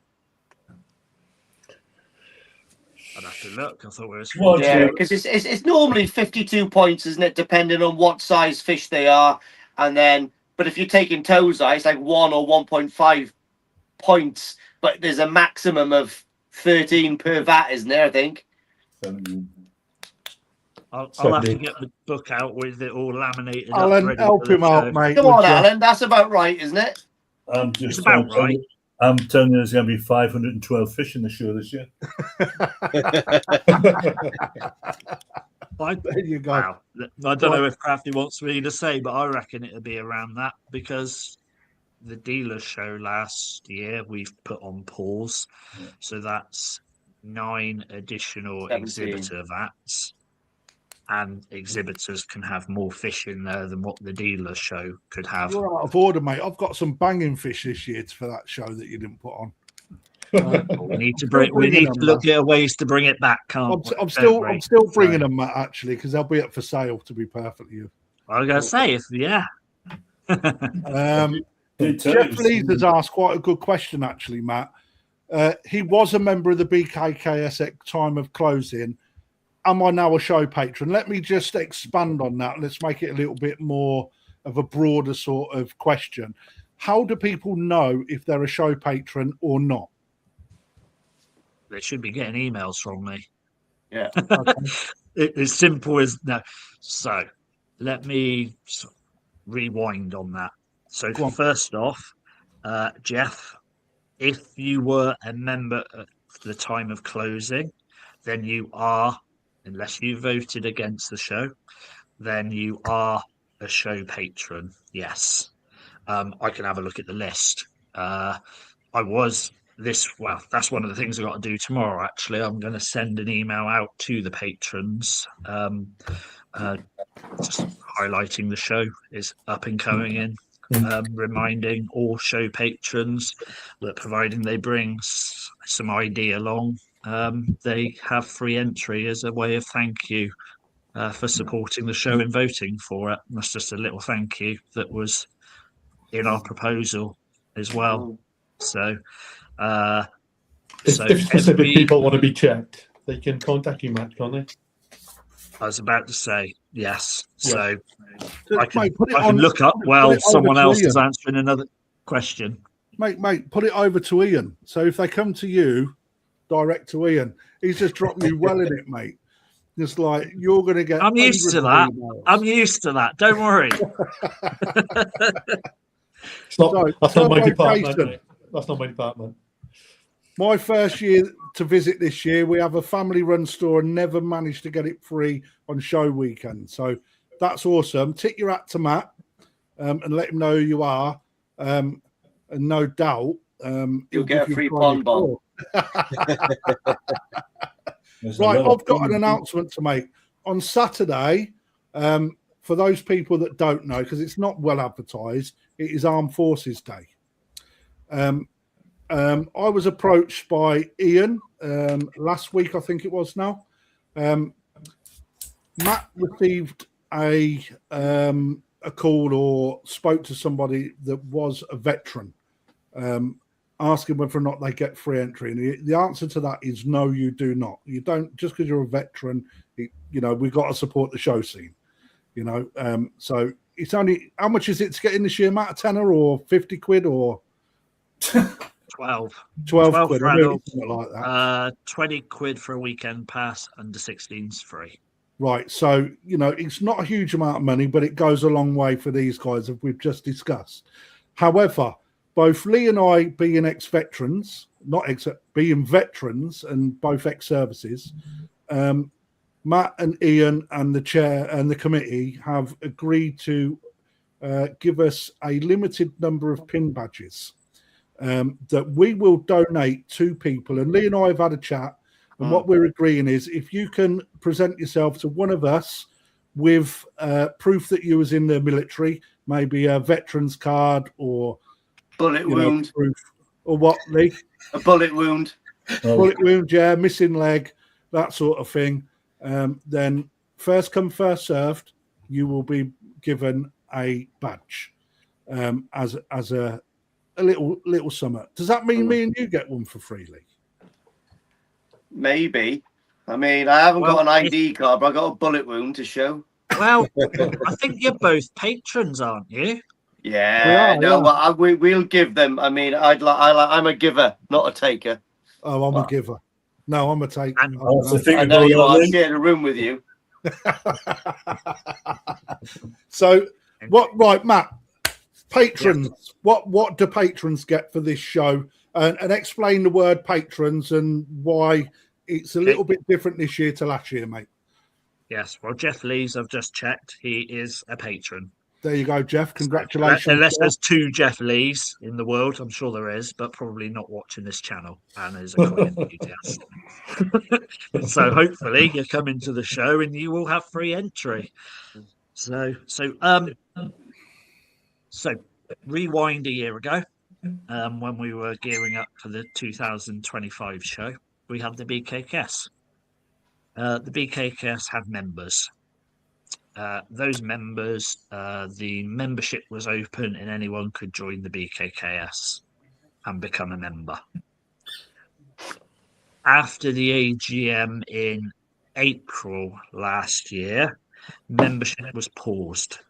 As in, if you're already a member, you could renew or you remained a member, but no new members were taken on.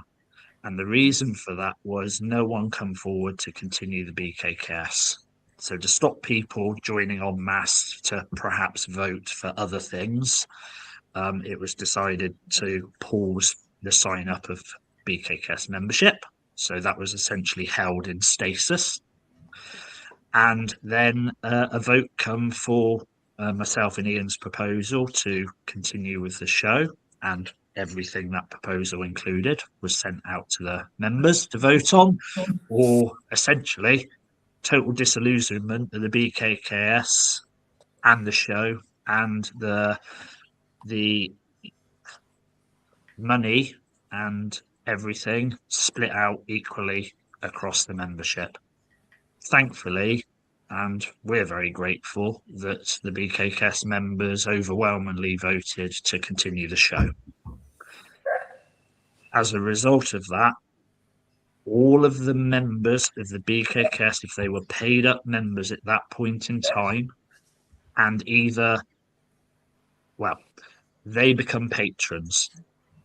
The caveat is if you didn't vote for the proposal, then they were given the money as if it was all dissolved. So everyone, if you didn't vote, you've automatically become a show patron. If you did vote yes for the proposal, you are a patron. We haven't opened up our membership yet. That is something that this summer, instead of resting, we will be looking at and sorting out what that involves. To be perfectly honest, the reason we've not done it is because we had a show to organise, and this year we had limited time to do it with everything else we had to do in the background to get it off of the ground. So we will be opening that at a future date. There's one important point to highlight there, Matt, isn't it? Is that, when we work as a show committee for like how many months, then we have an off season as well, don't we? And running into this show, we never had an off season because we were working in the background to sort out the continuation of the show, via the BKKS situation. So we haven't really had any sort of off season breakaway like we normally do. It's been full on for the last 12 months, and it will be nice to have a little break, recharge our batteries, but we're also conscious we've got other things we need to do that we have committed to as well. So yeah, that has answered the question. I think BKKS members, if they if they were signed up members, they are now patrons, except if they voted against, and then they got their remuneration. They get free entry to the show this year and next, and the first 200 through the gate. I need to check what I said now. The first 200 through the gate patrons will get a pin badge for free as a thank you, and there will be pin badges without patrons on it for people to buy as well. So How much will they be, Matt? £5, if I remember correctly, what we set them at. So they're for £5. And I've had a few over. Well, two Yeah, sets. they're really nice. I like them. I think they're a good. I really like them. Yeah, a nice little keepsake. What else can we expect other than fish, Matt? Face painting, bouncing juggling, beer, and all that. Is there anything else? So I think Dave's has got a little announcement actually that he might want to make now. It might be a nice segue into it. Yeah, well, obviously, Yusuke Ogata will be making an appearance at the National over the weekend. He's flying in. Who is that? Yusuke Ogata is now the president, along with his mother, Manabu Ogata's wife. They're now the presidents of Ogata Koi Farm. Manabu is now stepping a little bit into the back. He says he is, but we'll see what happens. So yeah, Yusuke's the new blood now from Ogata Koi Farm. So he's coming over to the UK, and he's going to be visiting Tony at Koi Water Barn and coming to the show with Tony, I believe. And then Sunday night, he's going to travel back to 2 hours. He's going to stop overnight. We're going to go out for the day somewhere Monday, and then we'll take him to the airport Tuesday. So are we still going out for food on Saturday night, Dave? Or? Yeah, he's coming out with us. Yeah, he's going to come out Saturday night with us. So KFC. Yeah. No, I've asked him if he likes hot Indian, and he said not a problem. So he's just actually got back from Vietnam, I believe. He's been traveling about. So it's the new blood of the Ogata Koi Farm. So I think that'll be quite interesting, and I think he'll do the tour of all the dealers there and see what's what. So does he speak good English? Perfect. Awesome. So is he approachable as a person? Very much. Really nice lad. Really nice lad. Has he ever seen a human mosquito? We'll keep that for Saturday night. I'll let you ask him that one, Lee. But no, he's very approachable, ever so nice lad. So yeah, it's going to be quite good, I think. So that's one Japanese breeder. What else have we got, Matt? Well, we get 2 Japanese breeders. Yeah. So we got Contro from Sakai Fish Farm as well coming over. So Koi Water Barn and Tony have, I think they've announced, well, I know they've announced that on socials as well. They're coming over and will be at the show. And to have 2 Japanese breeders coming over is really, really good for the show. I'm very grateful and really looking forward to it. And people should approach them people as well. Oh, right? Yeah. There's nothing worse for them, is there, to stand there like a spare part with nobody saying hello or discussing, ask them questions about what they do and stuff like that. Get to know, it's if you can't get to Japan to talk to these people, this is an opportunity, right? So and take posters and stuff to get them to sign it, because that'll be good fun. Yusuke, he's very approachable. He's a really nice lad. He's very, very approachable. And that's a good point. Where else in the UK do you get the opportunity to visit an event that has 2 of the Japanese breeders at? Well, it's next weekend. It's at the National Koi Show. So it's not just Japanese breeders, though, Matt, is there? We've also got somebody from. Am I going to depends who you're thinking of now. So we've got I'll drop it. So it's a very well known koi food. Yep. Well, we got Seabay coming over as well. So we got the So we've got the managing director of Saki Hikari coming over, Tomato San. Hopefully, I've pronounced that correct. I might need to work on that for the next week. So he's coming over and representing Saki Hikari, and they, as you can see, they've very generously supported the show for a long time, providing our exhibitors their prize awards in the shape of koi food, Saki Hikari koi food. So he's coming over. I think he's going to be floating around the dealers that sell Saki Hikari. I think I know he's also at Absolute Koi, where they're launching a new product range brand as well. So anyone's got any questions around Saki Hikari, and don't come and see me, I'll be busy with fish. so yes, and as you said, Lee, one interesting point is there, right, is that Saki Hikari Japan do support the show, because obviously the food is distributed in the UK under license for a distributor, but it all comes from the parent company and the support. So questions? That's quite critical, yeah. Any questions? Fire it to them rather than us. Yeah. Right, because there's always one question that is the burning desire.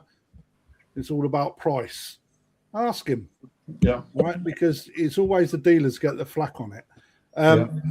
Lee, you mentioned another one that was a I think Seabay's coming over, isn't he? Well, I know Seabay's coming over. He's my my double trouble twin when we go to Japan and stuff. So I'm looking forward to hanging out with him. I think he may be guest judging as well, isn't he, Allan? Nope. He's not. Okay, so he's not judging. Okay. He's going to be part of the Shinkokai award. Right. So okay. Yeah. So, and that brings you on to the Shinkokai award that Dave, you're part of, and Mike Hughes is coordinating and organising on behalf of the Shinkokai members in the UK. Which, Dave, what is the Shinkokai, mate? Yeah. Well, it's an organisation in Japan to promote the Nishikigoi, basically. So everything good about Nishikigoi. So, and worthwhile joining as a dealer, I believe. So it's not just an anybody club, though, is it?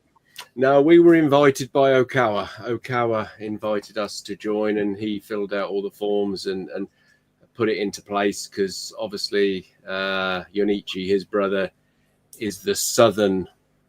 I don't know if they call him presidents but he's in charge of the southern division of the Shinkokai. So yeah, we were asked to join. I think we've been members now, possibly 5-6 years, if not maybe another year onto that. Yeah, 5 or 6 years at least. So it's by invite mainly, isn't it? So you have to get some sort of prestigiousness in order to be able to become part of that. But it's worthwhile, I personally believe. And those people that, if you see a load of old men walking around with white caps on, right, or maybe a white T-shirt to accompany it for some of them, that's the Shinkokai members having a little wander around and picking on fish to award. Ian, you won a Shinkokai award, haven't you? Am I right in saying that? Yeah, one time, yeah. Was it what was it? Shiro Atsuri?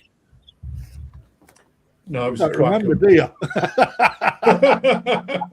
No, it was definitely a Kwaku. Yeah, the Kahaku it was, yeah. Anybody else, Matt? Because I may have one that you may not know about, but so hopefully loads of the general public, but no other breeders. Okay, let me give you one then that's coming over. Bear with me. I'm just gonna find it now. He says, well, I'll tell you. The owner of the Keegan koi food that is being launched at the National, Theo, his name is also coming over to help promote the new koi food. So I know there's a lot of talk on YouTube about it and whatnot. I'm going to give people a few facts in a couple of weeks' time, and I think that some of the crap that's been put out there that people listen to, you're gonna kick yourself. Those people that put it out there. But if you've got any questions on why Keegan food is such a new koi food to cast your eye on, or keep your ear to the ground for results on, Theo's going to be coming around as well, and he is coming over with Chris Giles from SKS again, who was a guest on the show. I think was it a couple of weeks ago, 2 weeks ago. I can't. I've got mine like a sieve. And he will also be coming round to Dave, Lee, and I as well, I believe. So there is only a few dealers that have been selected to be able to sell it as well. Which gives it some sort of, I don't know, exclusivity, I suppose. It would be remiss of me as well not to mention Jerome from FD Food. Actually, he will hopefully be there supporting, because FD Food as well very kindly support our exhibitors. Every exhibitor will get a free bag of FD Food for just as a thank you for bringing their fish to the show. We touched on earlier how well, I think I won't say what someone said about how nerve-wracking perhaps it is bringing fish to the show, and it's just a small appreciation that FD Food are helping us with and kindly giving each exhibitor, which is fantastic that we can give something back, or FD is supporting us to give something back to our exhibitors. So, and it's great that I've seen so many posts from the trades that are attending that I think, Dave, you put on that video and just a quick cutaway shot of the fish that will be on sale exclusively at the National Koi Show. And I've seen other dealers saying a new product launch at the show. So it is fantastic that people are launching products and holding their toe side back, certain selections toe side back for the show. It's really good to see, and I can list the reasons why people should really come along. It's there you go. We did talk about this again before as well. I mean, take a friend. You've got a car with 4 seats. If there's only 2 of you in there, grab 2 more, and then we'll have a really good show at the weekend. Then I'm sure. Dave's still on mute. Someone unmute him. Hang on, Dave. Hang on. Let me help you out there, mate. That's better. I can hear you now, guys. We still can't hear Dave. I can't unmute him. Dave, little button on your mic. Is it flashing? Well, Dave's figuring that out. It's funny you say that, Lee. I remember coming to the Koi Show before Ian dragged me in to do the raffle prize, raffle selling tickets. Yes, we can hear you. Okay. And me and must have been 3 of us in the car, and we bought the measuring bowls, the 1 meter measuring bowls, 2 of them. Wasn't a comfortable journey on the way home. Me in the back with 3 measuring bowls. What I was saying, Matt, is the main reason, because I'm not the biggest one for putting videos out there with me talking, as you all well know, but I thought it was quite important this year because, again, harping back to what we spoke about earlier on, I thought a certain video put out was not right to do at that time before a National Koi Show, and just for clicks. That annoyed me a little bit. So that's the reason I put something out, because I want to encourage as many people to go to this show. I don't think anything should be out there to try and discourage people or So that was the main reason I wanted to put something out there for you guys, because as I alluded to in that video, people just don't realize the sheer amount of work that goes on, not just on the weekend, but the months and months leading up to the show that all you guys and girls have to do. And as I said, And dealers. And dealers, yeah. I mean, everybody puts an awful lot of work in for somebody And to, exhibitors. in my opinion, to put a video out to try and tip the cart, if I'm honest. So that was the main reason behind it, Matt. And long may the national reign. Thank you. Yeah, and I think there's more good out there than bad. All right, there's going to be people out there that jump on a bandwagon, keyboard warriors, etc. It is what it is. YouTube won't change, unfortunately. But ultimately, if, like I say, we put them videos out. If you don't come along, you're missing out. Nobody else. All right, but there's going to be loads of people come without a shadow of a doubt, I think so. video or not. You know, All I ask is people reach out to me and speak to me. Yeah. I like to think I'm pretty approachable, and I'd like to think I listen and take on board. I don't know about the pretty we bit. might. Yeah, I don't, it depends what shorts you're going to put on the day about approachable section. You know what? I did think about lining up behind so we could have a poll tonight to see which ones you want me in. But I thought someone might put the option in none, so I thought we wouldn't do that. I want to know if the vice chairman's going to be joining you in a pair. Wow. Oh Hopefully not the my same pair. God. Sorry, Dave, I can't hear what Matt's saying at the moment, which is not a bad thing, probably. Right. Paul Williams has asked quite a good question, irrespective of membership number. How are you going to validate those that? How are you going to validate the patrons, Matt? Have you thought about that? Yeah. I'm going to send an email, and I think I've posted it, but I will send directly emails to all patrons, and we ask them just to bring an ID. Okay, Whatever so ID with them. We've got a list of patrons, so if they present their ID, we tick them off. Job done. Have you got a separate? Ian's having a nightmare, man. He's got 3 cameras in here now. Hang on a sec. Let me just remove Ian there. One camera's enough for Ian. Why are you doing that? There you go. It's causing me a right headache. Have you got somebody exclusively dealing with patrons separately, so you're not holding everyone up?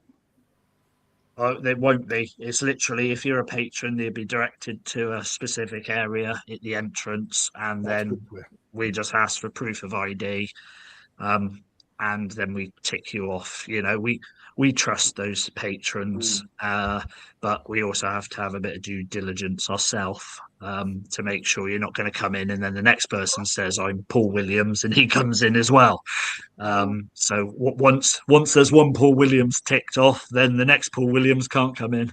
There you go. Colin Allan puts a good shout out there. Let's make this the biggest turnout, right, to prove that one video can't poo-poo what everybody that takes part in, like, put the amount of work and effort and money that gets put into it doesn't get poo-pooed off of the back of one bit of bad press. You know, that was actually unfair, in my opinion. So on talking about actually the showground, something that when I came on last time that was brought up was around the food and drink facilities. Yeah.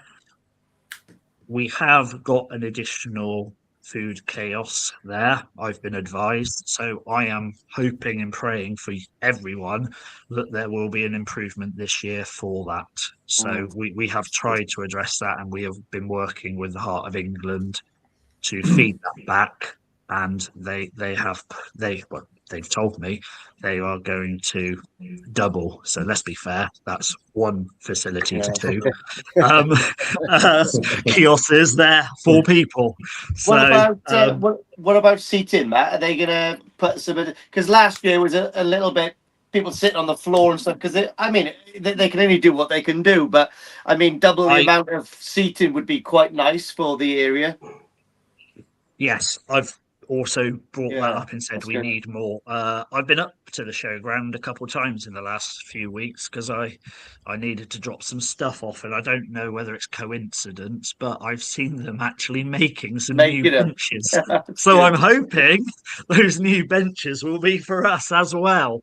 So yes, there was a distinct lack of chairs and benches last year, and we certainly need more.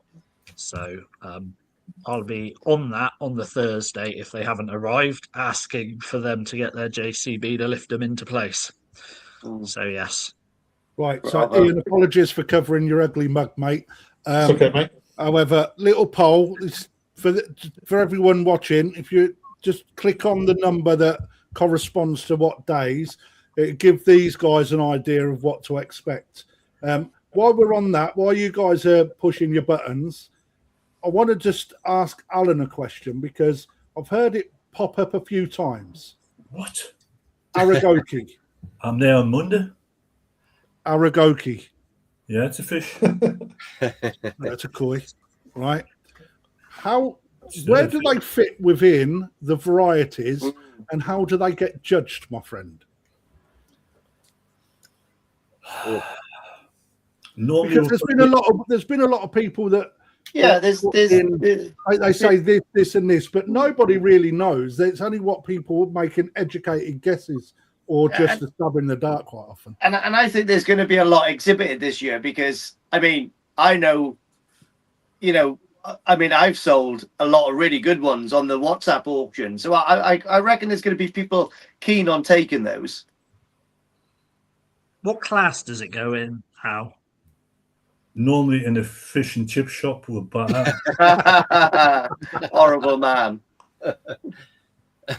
Yeah, judging can be tricky because the scales aren't uniformed. They're all over the place. If it had been Ishigaki style, then I would place that above an Aragoki because the scalation is so much more uniformed all the way over the pattern. They're still a Deutsch fish, so it's still hard for them to shift a wagoi when they're in Kawari Mono. Now you'll have, can you imagine Aragoki competing against a wagoi Kahatu Sankey? Sure. Unless they're superb in every detail, they're going to struggle to beat them. If they come into the Kawari Mono class, then they've got a chance. It's a tricky one. I haven't yet. I'm going to have to do it.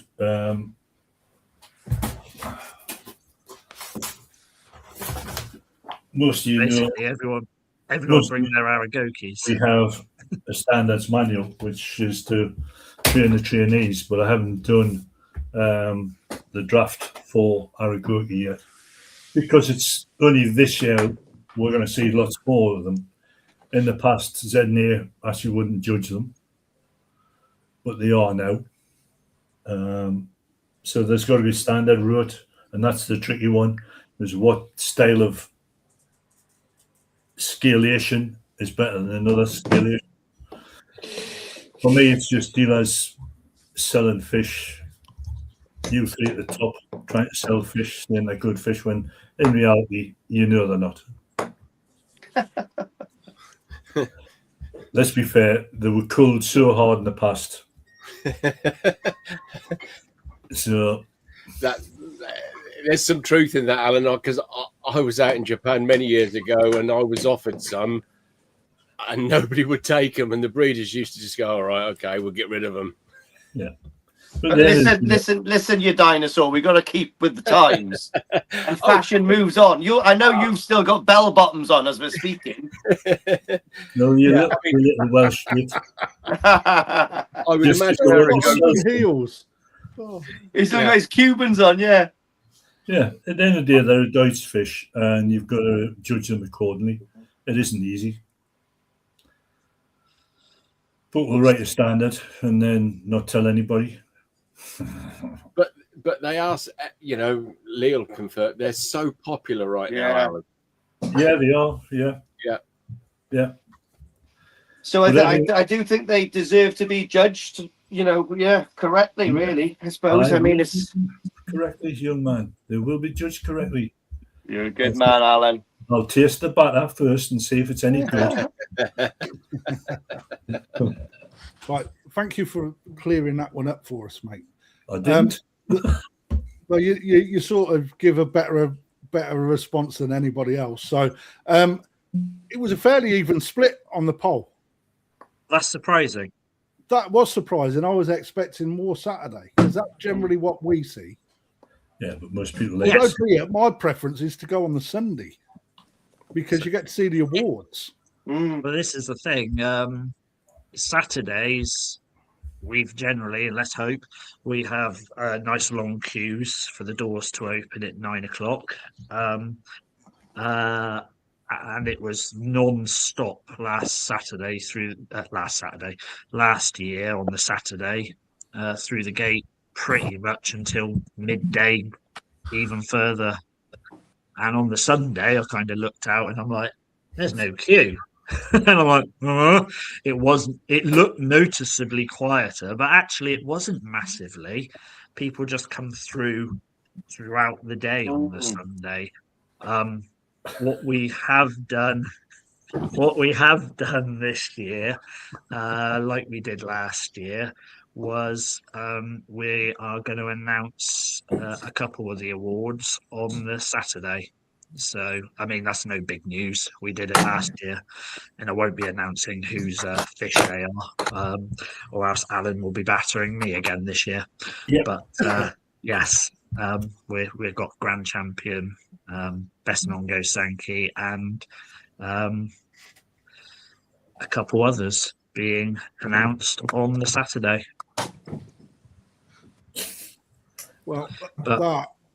Announcing on the Saturday. Remember not to give names this time, though, Matt. I'm already, yeah. I'm not going to live that one down, am I? No, you really can't do that. And reserve champion now. Yeah, it's not reserve champion, is it? What have we called? What have we renamed it this year? Come on, remind me. Or is it reserve champion? What's our official? Just remind me. Are you the show chair? Yeah, well, that's why I've got you guys. No, I just want to put in a very special award that will be announced as well on the Sunday. Is Tafaguchi's #1. So there is another little award to go into that mix. So yeah, it means the most, I think. Except for GC, possibly. I'm now checking what we blooming called it. That's not right. I'll have a look and let you know. I think Gary's hit the nail on the head. Allan is 50 plus VAT. So everyone thinks that you're in your 60s, Al. Little do they know that you're 82, mate. Not one person got it right, mate. I've got news for you. This is your last national. Once I drown you in the vat. I knew you was going to threaten me with that. So, well, I'll tell you. I don't know. Where's Matt going now? Has he gone to resort the? He's waiting to see if it's. I'm here. He's back. He's got to get a different laptop. Right, we are coming up to time. I'm going to do another 6 minutes. Another question to you, Al. All right. The hell? Yeah, because actually, I like this. It's easy for me. What have you found? What your reserve champion is yet? No, I'm trying to find it now. If people want to become a judge, Al, right now you've got loads of sponsorship to get people through. If people are serious about becoming a judge, how do they approach? Do they just approach you, or what's the score? Just go on to UK. Just type in UK KOI judges. It'll take you to our website, which most people should look at because there's a lot of information on there, and you'll get the details of the training officer to contact Christine Wolger, and she will deal with everything for you. Okay. So go on to UK on your browser, just put in UK KOI judges, and it'll bring you to our page.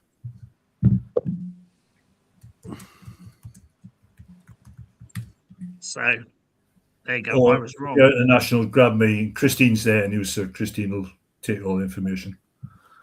So we haven't renamed the reserve grand champion. We've renamed what was the best non-Go Sankey. We've renamed it to the non-Go Sankey grand champion. So we've got grand champion, reserve grand champion, and non-Gosanki grand champion. Which could be an Aragoki. It could be. There could be a big one there. There you go. So I've done exactly what Alan said. So it does work. Why are these photos so old? Oh, what are you trying to say about the photos? No, the Crafty? photos, not the people, just the photos. Right. This is a site that most people, well, people don't look at, but it tells you everything you need to know on here. Well, not everything. It tells you a huge amount. You know, even down to what the guys do and where they go.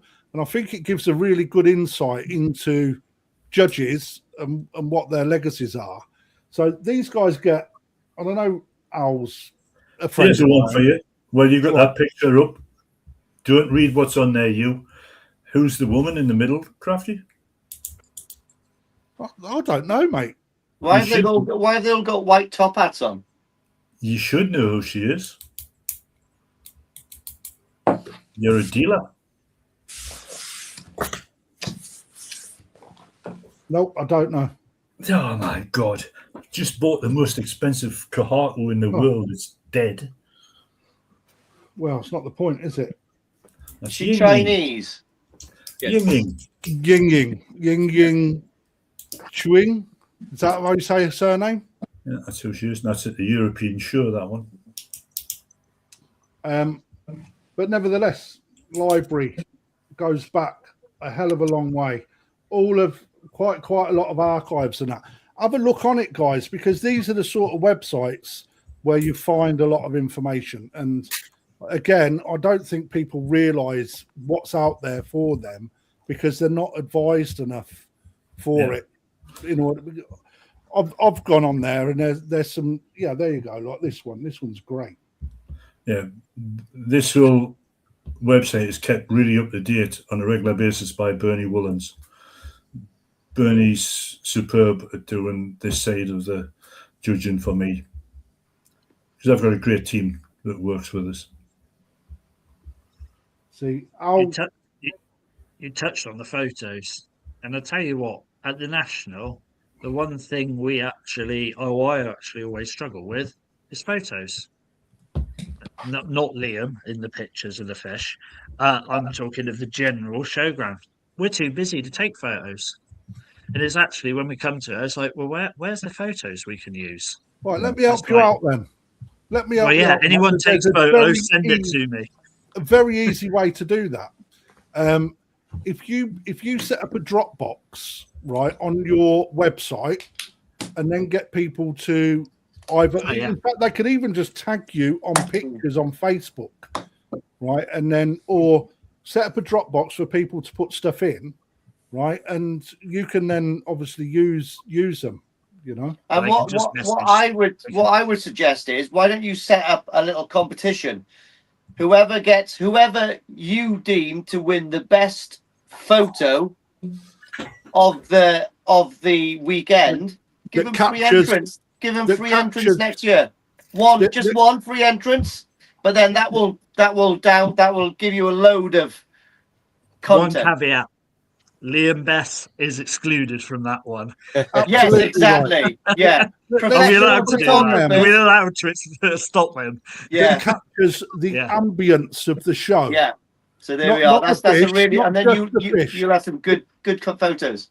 Yeah, you know, because you'll get 1,000,001 fish. Don't get me wrong, but you tend not to get the groups of people having fun and a laugh or even just studying fish. You know, that's the bit that you need. Totally.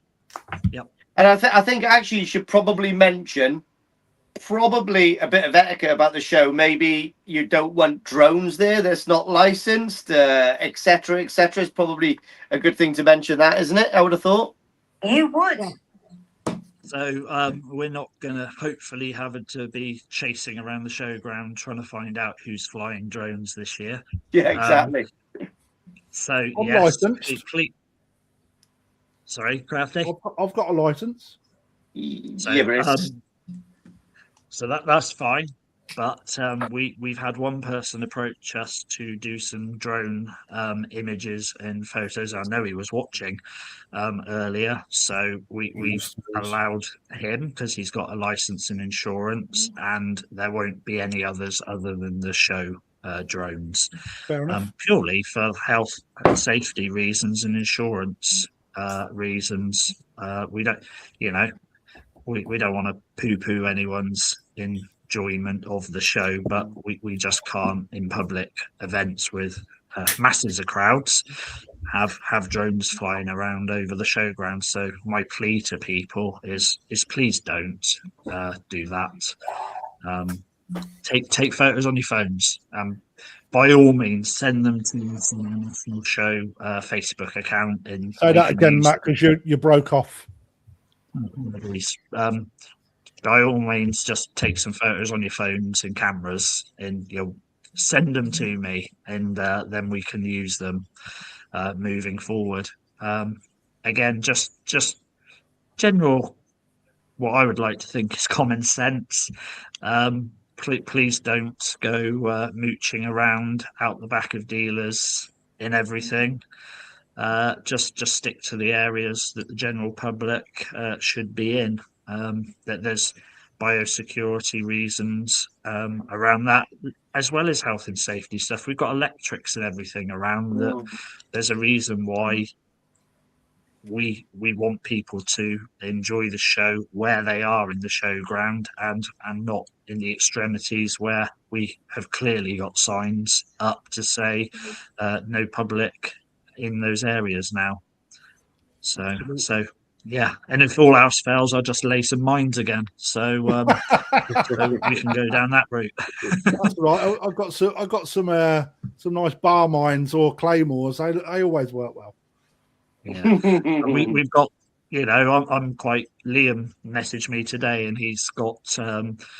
I think it's the first proof, but he's got the show program through, and he's really, really happy with it, which is good, seeing he's producing it, World and Ishigoi. So that's been done, and I think the whole committee are quite proud that we do produce a show program that is very useful for me. The last year's one, how many pages? I've kept all of them. Yeah, 66 pages. Oh, hello, Willow. 66 pages, some great articles in there, and a lovely little keepsake from the show. Like you say, Crafty, I've kept some, and I found one online when Mr. Jenkins was show chair as well. So yeah. So I said to Liam that I'd give him a little plug today. So this is his website, theworldofnishikigoi.com. Just showing this, it's a little slideshow on his website, but an absolute fabulous magazine. And let's face it, when you look at the quality, and if you weren't part of it, I know he's been on, but if you're not part of it, he has got a stand at the show, and it is absolutely fantastic. I'll tell you what, though, I was a little bit peeved, because after Liam come on, I was sitting next to myself waiting for the next book to come through, and it never arrived. And then I see Seabayer put up on Facebook that he's got his copy, and I was like, where's mine gone? So I got hold of Liam, and he looked back and said, oh yeah, your subscription ran out. I would have sent you an email. It's probably gone to your spam folder. And there it was in the spam. Now I've lost my sub, so I've got to buy everything from the shop. But I'll be purchasing my up-to-date copy when I get to the show. Yeah. Yeah, I'm sure his parents will be manning his stand while he's taking the photos at the show. But he's got a new volume out, hasn't he? In the last few weeks, like you said, Crafty, that will be available at the showground to purchase. Just about to bring it up now, to be fair, if I can find it. There you go. Yeah, it's almost like we rehearsed this. No, we really I particularly love the front cover of that. I think it looks really cool, doesn't it? His front covers are awesome anyway. Yeah, this one's one of my favourites, I think. I'll be totally honest. I haven't even opened it yet. I've been a little bit busy. I mean, there you go. Look, I mean, what a collection of books that is. And they are books, they're not magazines, to be perfectly honest. I mean, he also has blogs in there as well on his website, gives you all of his sponsors. and then basically what's happening throughout the year in koi, including the award winners. Look at that, as if by chance. And he has given me permission to put this on the screen as well. So there's last year's winner, an 82 centimetre Dainichi Kahaku, owned by Luke Warren. What was so good about this one, mate? Skin, body shape, everything was good. A couple of little scratches on its benny plate, but nothing to worry about, which some people were commenting on. But the next Sankey, sorry, Al, it came to the show as well, didn't it? A few years prior to it. Yeah. You know, that there is where the scratches were, Al. Is that right? Yeah. And here? Yeah. Again, look at that. Oh, look, it's even got red eye. Oh, it's got two red eyes. Oh, just saying. One of my favourite fish in the UK, this one. Absolutely fantastic. Sakai Fish Farm, Sankey from Quinny, owned by Carl Morrison. This fish, in my opinion, is one of the best in the UK. Well, you know what Allan was talking about earlier on, saying that he's more than willing to tell people or help people to say a koi in their vat, maybe not for this year, maybe for the year after or the year after. I believe this was one such fish that a hobbyist showed, didn't do quite so well straight away, and then ended up selling it, I believe. Is that right, Allan? Yeah, Steve Watson.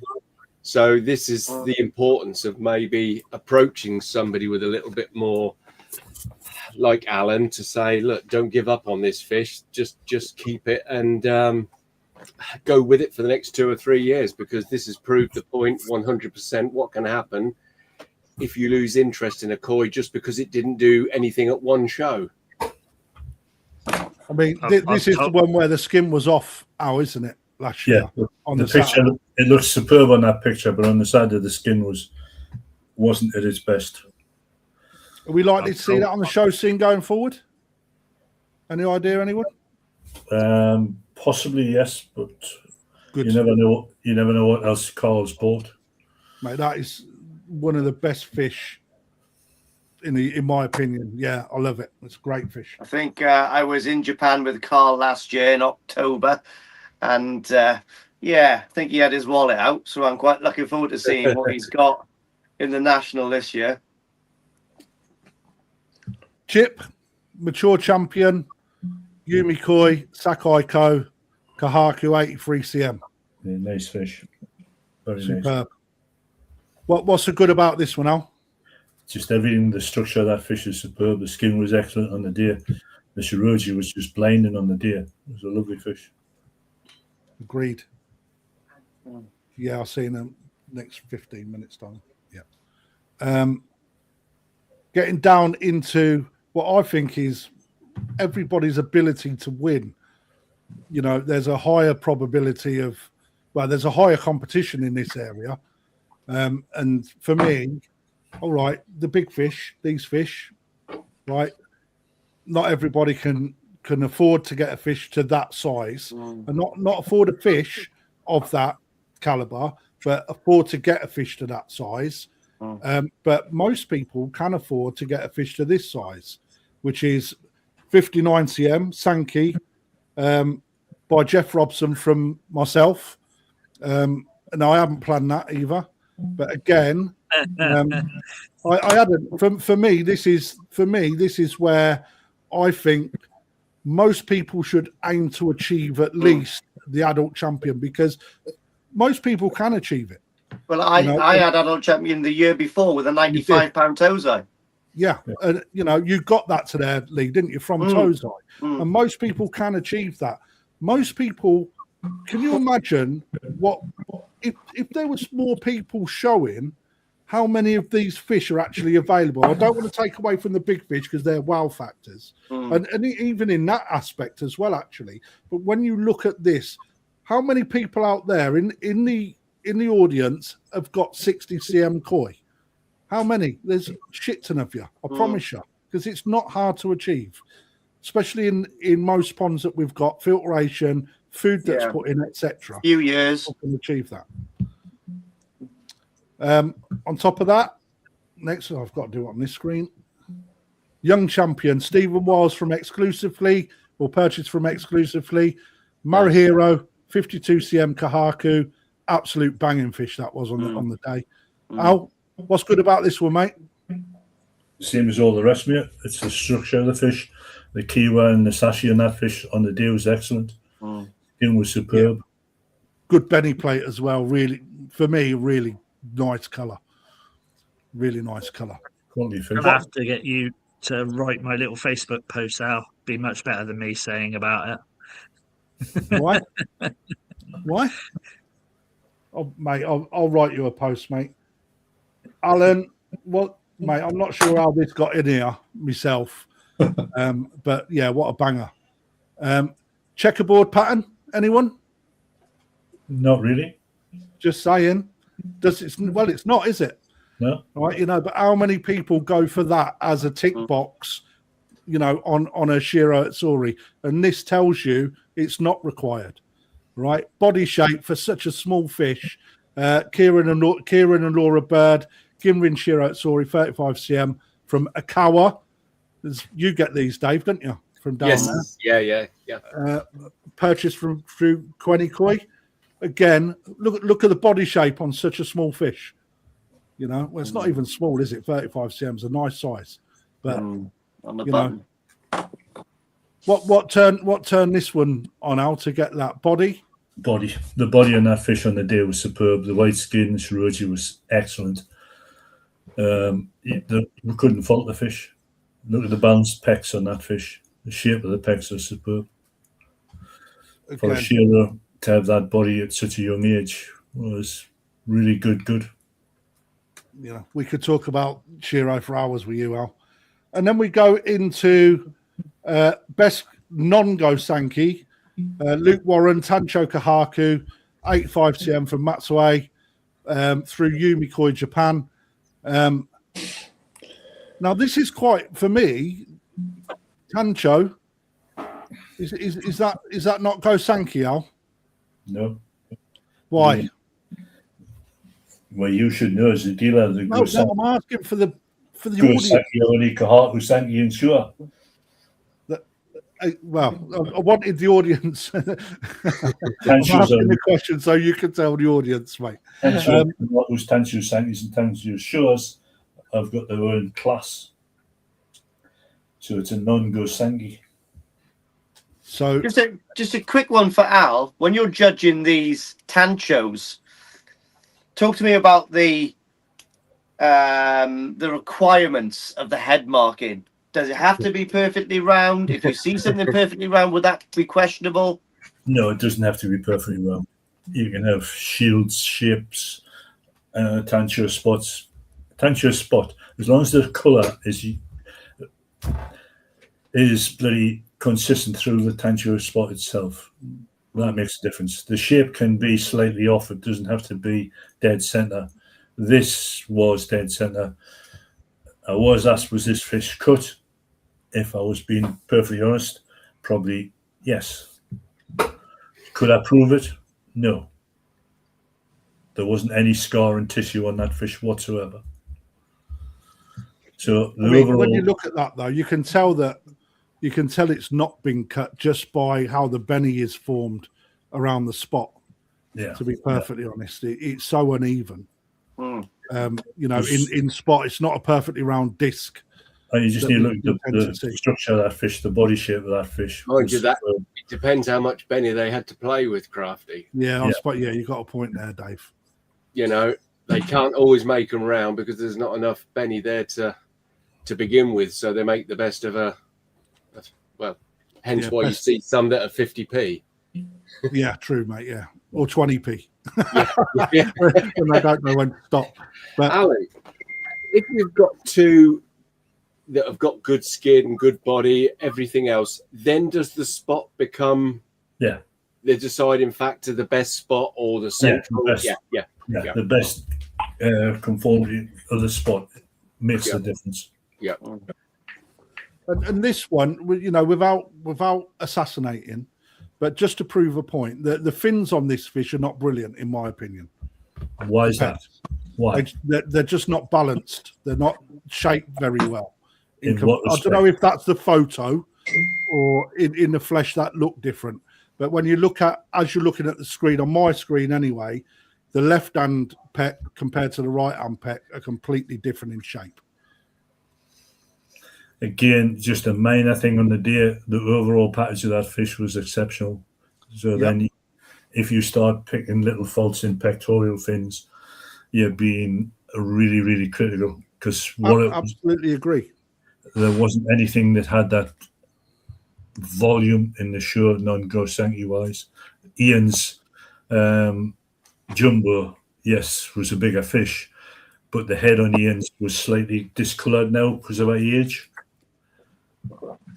Where this fish was pure white, it was a stunning fish. Which is just there you Ian's go. fish, the body shape's very, very similar, but the thing that knocked this fish back was just like discoloration just before the shoulders.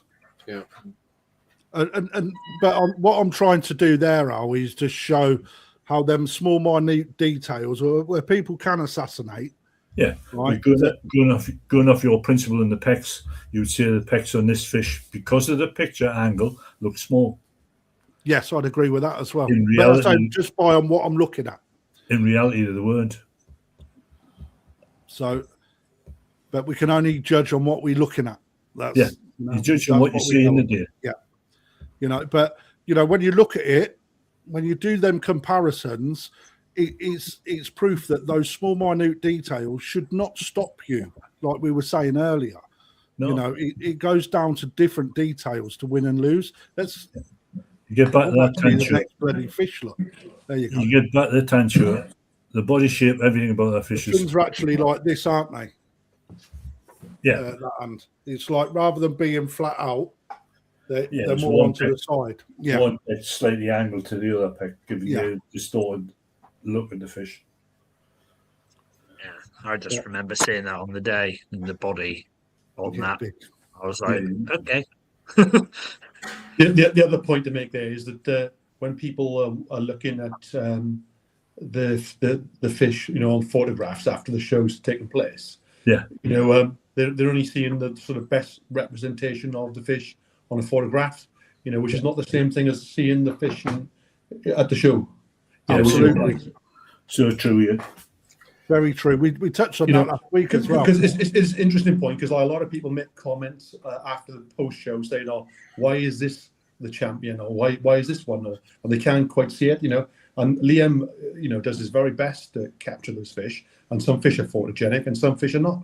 And you know, that's another reason why, you know, things can be sort of misunderstood a little bit. So the bottom line is, you need to come to the show, guys, and see the fish. Absolutely. Best Deutz to Allan Reeves, 55 cm, Hiroi exclusively koi, taken the year previous. Again, but look, you know, let's go through it. What absolute demon fish out of hundreds of fish that are shown, right? The judges have to narrow it down to just one to win the majors. And that's not all of the awards either, you know.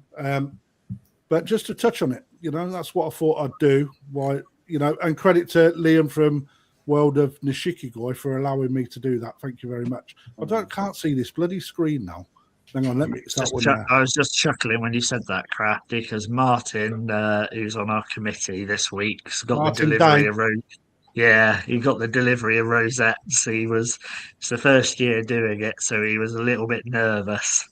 And he messaged me and he's like, "I've been through all these blooming rosettes and I can't find 7 of them." and actually, they hadn't sent 7, so they arrived today. I think he's messaged me saying they've arrived today. So we've got all the awards this year. They're already in. All the trophies and rosettes are already in. Sounds like the majority are, aren't they, Ian? Yeah. Right. have we got twitchy bum time still? No, we're No. confident. We're confident. We're confident. Okay, that's Yeah, cool.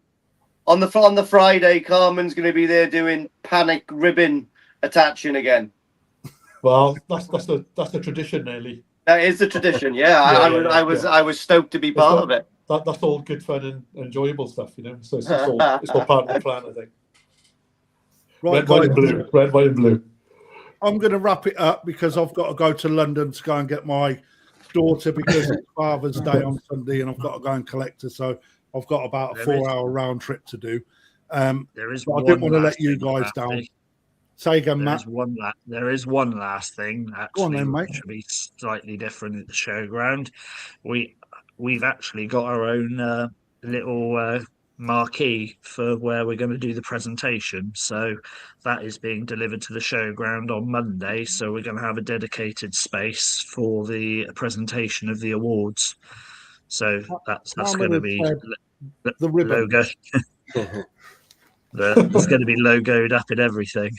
So it's hopefully a nice little touch for the awards. Well, again, yeah, let's get behind it. That's like if you can be there on the Sunday, I would suggest you be there on the Sunday. And actually, what I tell a lot of my customers is to go for the weekend, walk round on the Saturday and pick out what you think is the best fish, right? And then walk round on the Sunday then and see, you know, whether or not your eye is starting to train. You know, that's a good way of seeing whether or not you can pick out. But overall, 2 hours, 52 minutes in. I want to thank everybody for tuning in again. We've had excellent numbers, as we always do. Again, I haven't got through everything that I wanted to get through because time, believe it or not, it runs away and there's a huge amount to talk. So on that note, I would like to invite you all back on, or we would like to invite you all back on, Ian, Matt, and you, Allan, after the show. That maybe be able to give the floor, the ability just to put some points across to you guys if you're open to that. Yeah, I think it's a great idea. It's a great idea. Yeah, excellent. On top of that, Al, I'd like to call out Bernie as well while he's watching, because I know he's still watching. I want to bring the koi judges on, right, separately, right, to talk about koi, judging koi, and other things around the Koi Judges Association as well. So I'd like you guys to have a little chat in the background and hopefully get maybe Matt and Colin on as well. Beans they've put so much support into the show. And not only that, they're both good guys as well, a good crack. So anything from the let's go. Anything from you, Ian, before we close off? Yeah, I just want to say two things. You know that we love your this show because it's accessible, brings people together. You know. Thank you very much. Credit. Nice. I want to give credit to you, Crafty, as well, because you and Lee are relatively new dealers, and you brought Dave in, which is a brilliant idea because he brings all that 20 years plus of experience to the chat. Honey. So I didn't say that. And that shows that you've understood that. And talking about the PKDA last week put a smile on my face because I've been talking about that. I won't go into that now, but we've had conversations about that. And the other thing I just want to say before we sound off here, before we check out here, is that everybody's welcome to the show. Yeah, even you don't have to own high-end fish. If you've got a garden pond, and you've got any interest in koi or koi keeping, and you keep koi in your back garden, come to the show, look at it. It's for the koi show. The National Koi Show is for everybody to get involved. Well said. Matt, thank you, Ian, by the way. Thank you very much. Thank you, Crafty. Matt, anything from yourself, mate? He said it all, ain't he? No, just like to thank you guys and the people with their comments and watching. I hope to see many of you at the weekend, and I'm hoping everyone has an absolutely brilliant time at the show. And like Lee says, if you've got extra space in your car, drag some people off the street, bring them along. Mm. So yeah, Let's try and make it 4,000 this year. Like Colin said, 4,000. Let's push it. Let's get as That was many my in target through the when doors as we can. No. that was my target It when doesn't I matter about joined. targets. Let's get as many as we can. Let's see if we can get 4,000 because there's loads of us out there, right? Come and see it for yourself. Mr. Tait, sir, joking aside, thank you for coming on. I know that it's quite hard to pin you down. Secondly, what have you got? You got anything to add to the floor, to the viewers? Yeah, well, I'll speak to Byrne, and Byrne and me will come on and discuss what results from the national on one of your next That episodes. would be good. That'd be good. And then one for me, I would like Dave, if he can, to get the 2 Japanese breeders to walk around on the Sunday in the centre ring with me, and we'll just have a chat about different things. Well, I can certainly have a word with Yuski. That's not, I'll have a word in Yuski's ear. Yeah. Over a drink that'll be a Saturday night. Mate, we'll fill him full of wine or whiskey or whatever. It'll be hanging out. Lemon sours is the magic drink. I'm pretty sure I can get Yuski. I'm pretty sure I can get Yuski. I'll leave the other one to Tony. Yeah, well, I'll speak to Tony. Yeah, but Yuski would do that. Yeah, that would be brilliant. Lee, my friend. Again, thanks the 3 on the bottom for coming on. It's been amazing tonight, to be honest. I've been really enjoying it. But a little thing. Now, what are we going to do next Friday? Because obviously all of us are going to be busy at the top row on Friday. But it's a shame. Just the top row. Well, I know, obviously all you guys are going to be, but you're not going to be coming on next Friday. But because I'd like to do something in the week to push the show again closer to the date. So I don't know what we can do there, because I take it on Friday. I don't know if we could do it on Friday, can we? Or we'll discuss it, and we'll put a post out what's going to happen. It'll either be one day. Maybe. I mean, to be fair, we're gonna be busy, but maybe if we can't do Friday, we'll drop it on another day, maybe. Or maybe we could do a bit of a live on Friday. We could do a bit of a live on location, possibly. Yeah. That might be an interesting concept. Let's go with that. But the thing is, it may be a bit of an earlier time because, you know, at the end of the day, we sort of, you know, what time does the centre ring and that close on the Friday, Matt? Depends. We're there probably until the Saturday. Yeah, it's late. It runs late there. We'll see. We have an access into the centre ring on the Friday. Is that being too much of a neck? Probably yes. Yeah, I would have thought so. But maybe in the dealer sections where we are, maybe we could just do a little bit of a live. Yeah, maybe we could just have a little brief what we've got on sale, or exactly. You know, I think maybe people might be interested in that. Yeah, we could do the 3 locations. Yeah. We'll do that. We'll do it live from the showground. Then you guys take that conversation offline. I'm sure there's something can be done, and maybe you just pin it to like an hour broadcast. You know, because obviously you guys are going to be so busy. Yeah. It will be a lot smaller, mate. Absolutely. Yeah. Not only that, but I want to go and have a beer. To be perfect. There's trouble. Thanks, Ian. Thanks, Matt. Mate. Yeah. Cheers, thanks, guys. Allan. Dave, last words from yourself, mate. Please do come to the show. You will not be sorry. Thanks, Allan. Brilliant as usual. Matt, Ian, thanks very much. You've been fabulous, the 3 of you. And I think people would have taken quite a lot from your free input tonight. So that's very good. Thank you. Right. I would also like to put out a special mention both to Colin and Matt and Rachel for offering such generosity to good causes there. No doubt you'll be looked after in your own right as well. I'll pass over the details just to put that in. Remember, those free ticket holders, and that if you haven't already done so, names over to either one of us on the top row, and we'll produce them to you, Matt. And like always, we will see you again on the next show next Friday. And next Friday sounds like excellent. Looking forward to it. Yeah. Take care, everyone. Cheers. Thank you. Stay there. Don't disappear. Yeah. Take care, everyone.